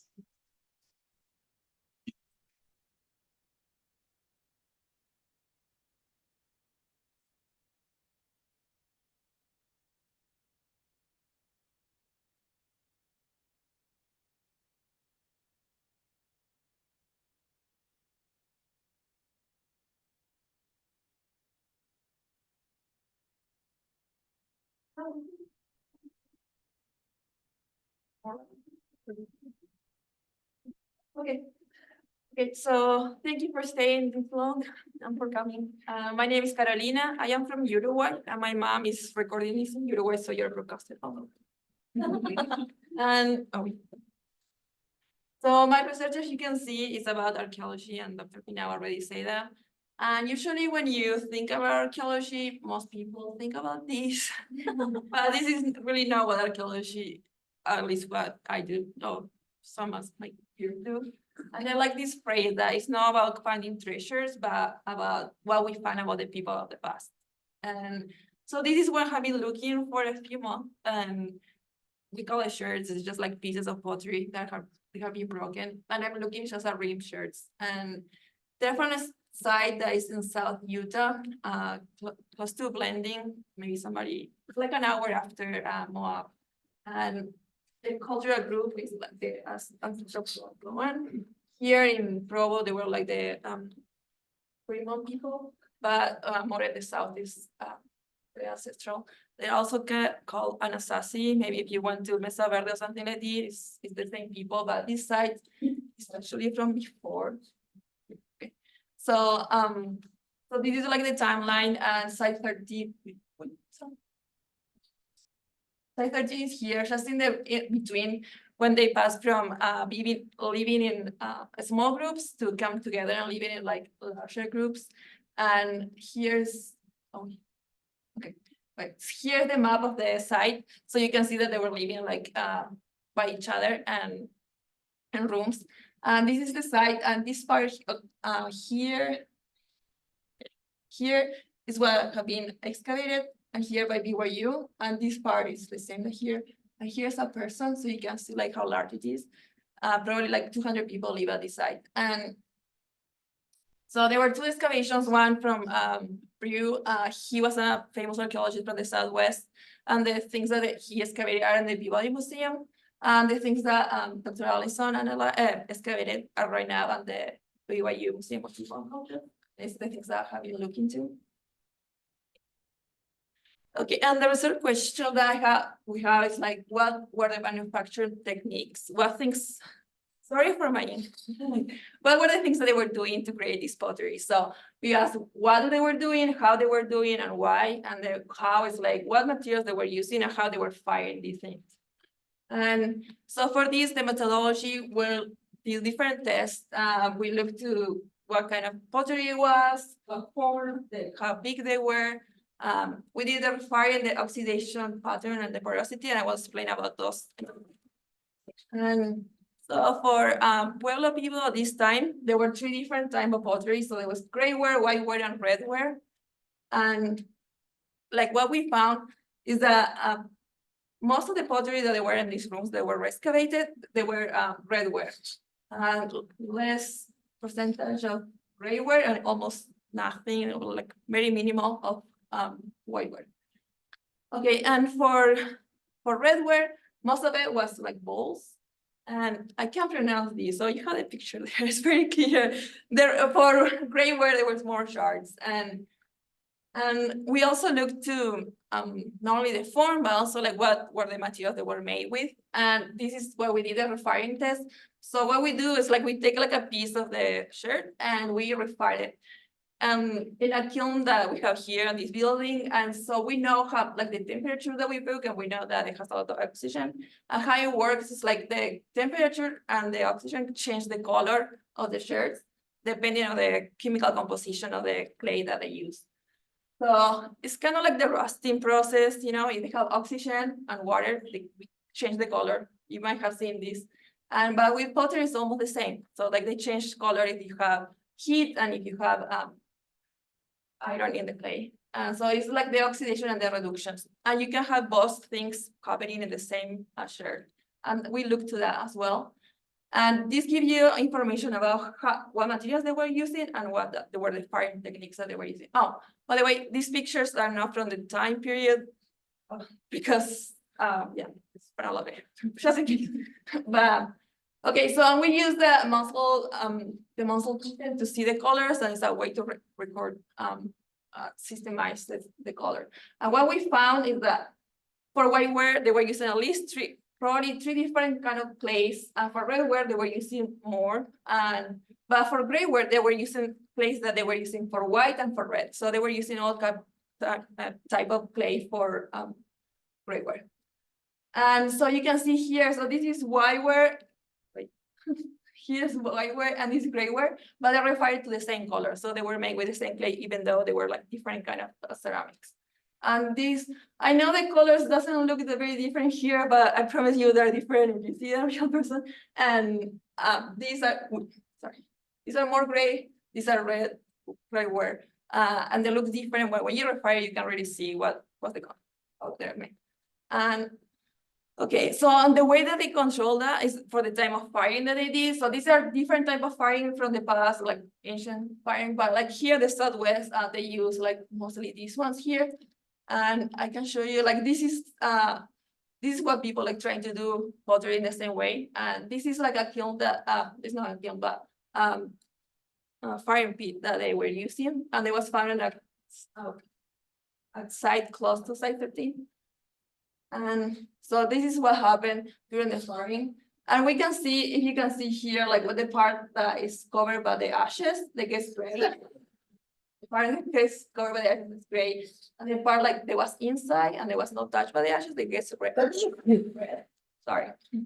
And okay, and you can see like in these other like pictures of firing techniques that people position like the pots in different ways. You know, there's just like samples. But like actually for the oxidation patterns that we observe, we can know how they were positioning the balls in the fire. And it's quite interesting.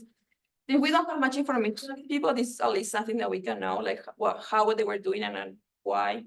And so for oxidation patterns, you can see here the balls,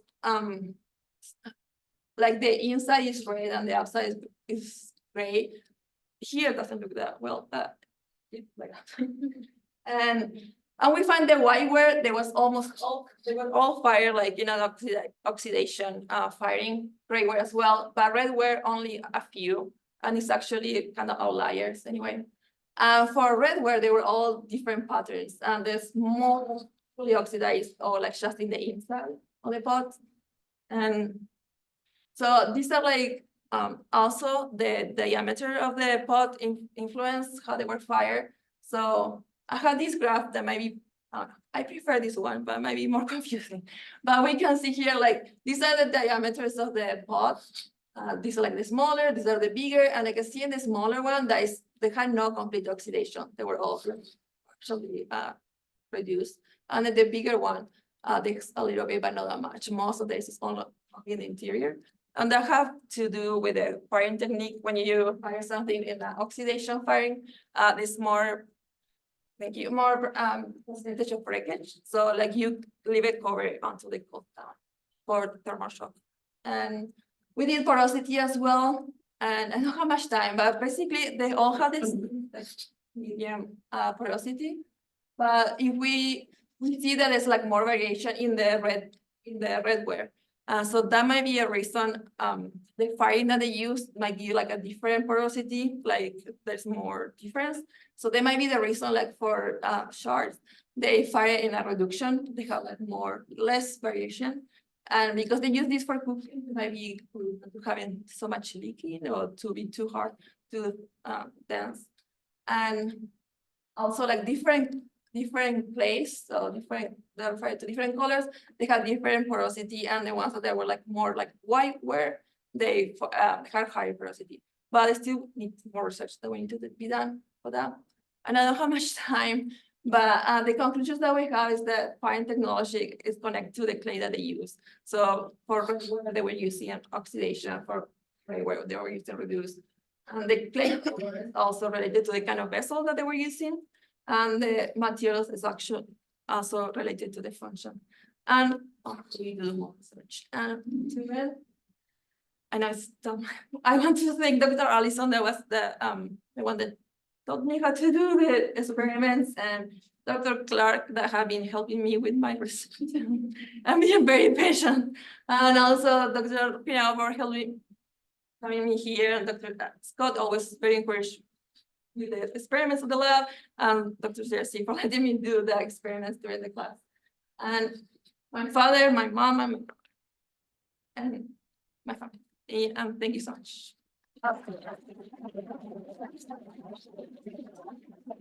Carolina, that was beautiful. We're so happy that she joined us. She's the only archaeologist student in our group, so great job. Can I please ask, no, not yet, sorry, Cam, can you please join her for 10 minutes of Q&A, and we will be done.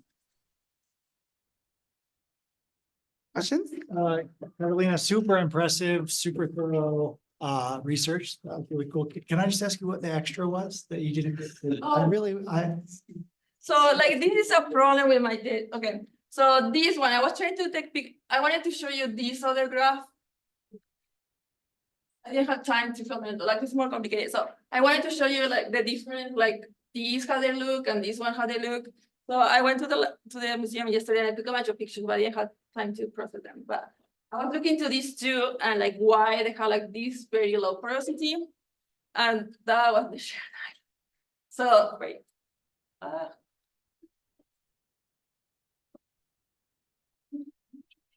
I can change it from here. Those are both surface, is that? Actually, yeah, it's both surface, but like, but it's not moving here either. Well, Why don't you just stay on the slide? okay, yeah, well, like, I think it's beautiful. It took me a long time to make it, so.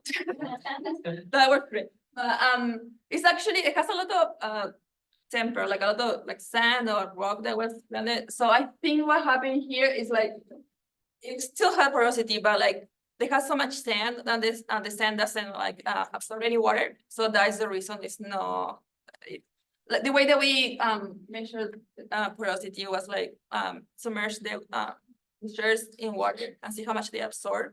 So if they a lot of rock, they're not absorbing that much water. So that might be, and also like for people that does experimental archaeology, they need to put more temper in the pots that they're going to fire in the open fire, because for the heat difference they can break more. So it will be interesting to see how much temper the different pot like shares have, to see in the ancient time they were using the same technique. Thank you. A quick follow-up. Very frequently, when I talk to archaeology students, even if their research primarily covers technical analysis, if I just push a little bit, they'll come out with some impressions, instincts. I always thought this about the site, even though I couldn't verify this. Is there any one thing about the potting that's going on at Alkali Ridge, the industry that's going on, who's doing what, any of this sort of stuff that you are in the back of your head, you're like, I think this is what's going on? Yeah, well, I have a lot of theories on the way, you know, and like, I have been wrong in most of them. But like something that I was thinking yesterday when I was taking more pictures, I didn't show you a lot of pictures, but the ones that had more decoration, and there's some, they're not like a zigzag that they probably make with a finger. And so the ones that have like very thick zigzag, they always have the rim border is very flat. I don't know, like.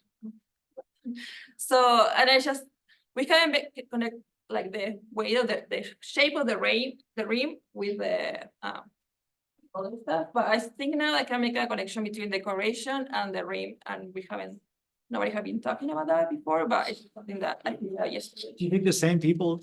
Yeah. Edited and painted? Yes. So, but yeah, it's a lot of pottery is so bad. Like they have so many things involved that it's just hard to know everything. But I think that might be a connection. But Thank you.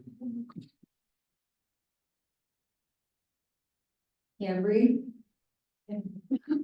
I know you mentioned this in your presentation, and also it's common knowledge that there's a lot of stigma surrounding like rehabilitation and incarceration. What were some limitations to your study because it's such a difficult social topic?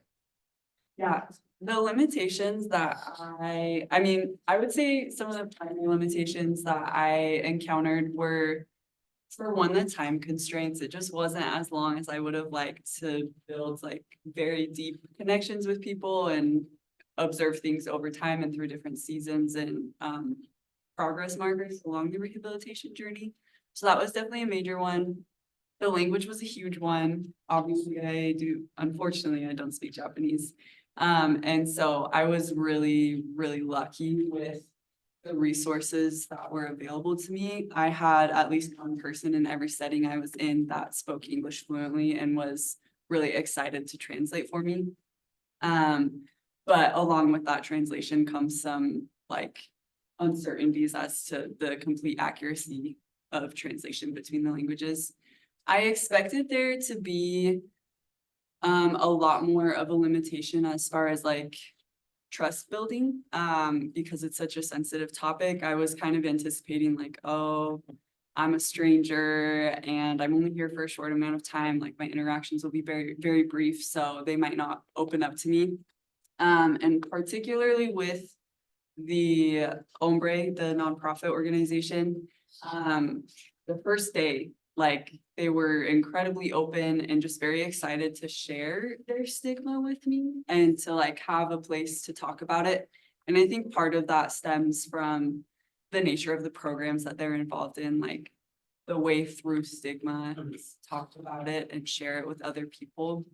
And so that was kind of an unexpected non-limitation, but for sure, like time constraints and language were major ones. I also would have liked to work with more women. I interviewed a few from some of the groups, but not from a couple of the others, so. Do you think being a stranger gave you any special access that people might have been more willing to talk to you because they're like, well, who's this? Do you see what I mean? Yeah, I do. I think, for sure with the VPOs, they were like very honored that a foreigner was interested in their program and saw value in it. And so that got me into a lot of like, I couldn't include it in this, but like government conferences with like ministries of justice from all the ASEAN countries and like really cool experiences. And I think they thought that I was a PhD student, so they were like pretty stoked, but Will be soon. yeah, eventually. But yeah, I think for sure for that, it was fun. Do we have another question?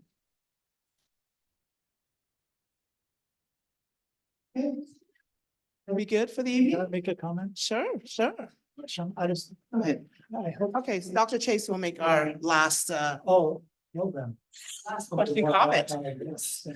I just, through the whole event today, just hope that, you all really reflect on how awesome your research is. It was across the board. Very impressive. Each presentation, I was like, wow, that's really interesting. That's a really great way of putting it. I'd be writing a note and sure enough, during the talk, the speaker would say, this, having taught the class a bunch of times, I know you're gonna feel the momentum of presenting your research. It feels great. It cements your enthusiasm for what you're doing. Like, it's cool. This is good. This is a good question. This is a good topic.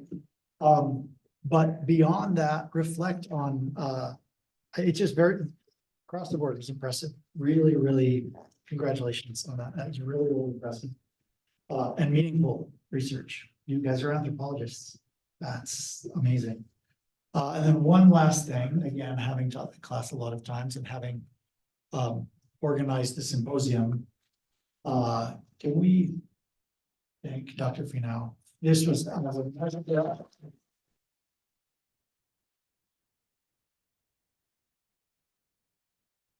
was so masterfully run and orchestrated, and you stepped in all the right ways and moments, and I'm like, oh, what a better way to organize a step two and then quick fit. So thank you very And much. everybody come back tomorrow. There's a tomorrow.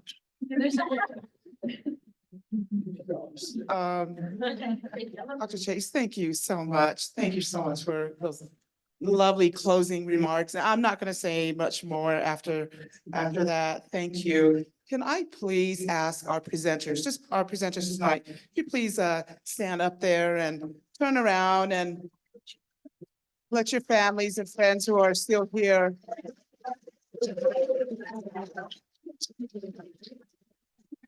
I am so incredibly proud of my students and so honored to work with them this semester. And this is only half of our students. Tomorrow, I invite all of you, and we will have a new group of communities and friends and families tomorrow to listen to our best half, our second half of our class.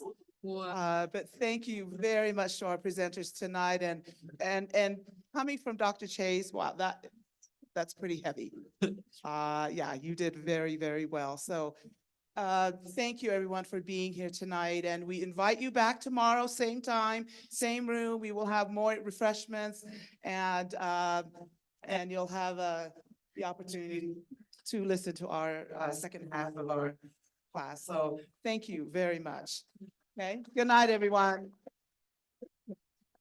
Okay, there's more cookies.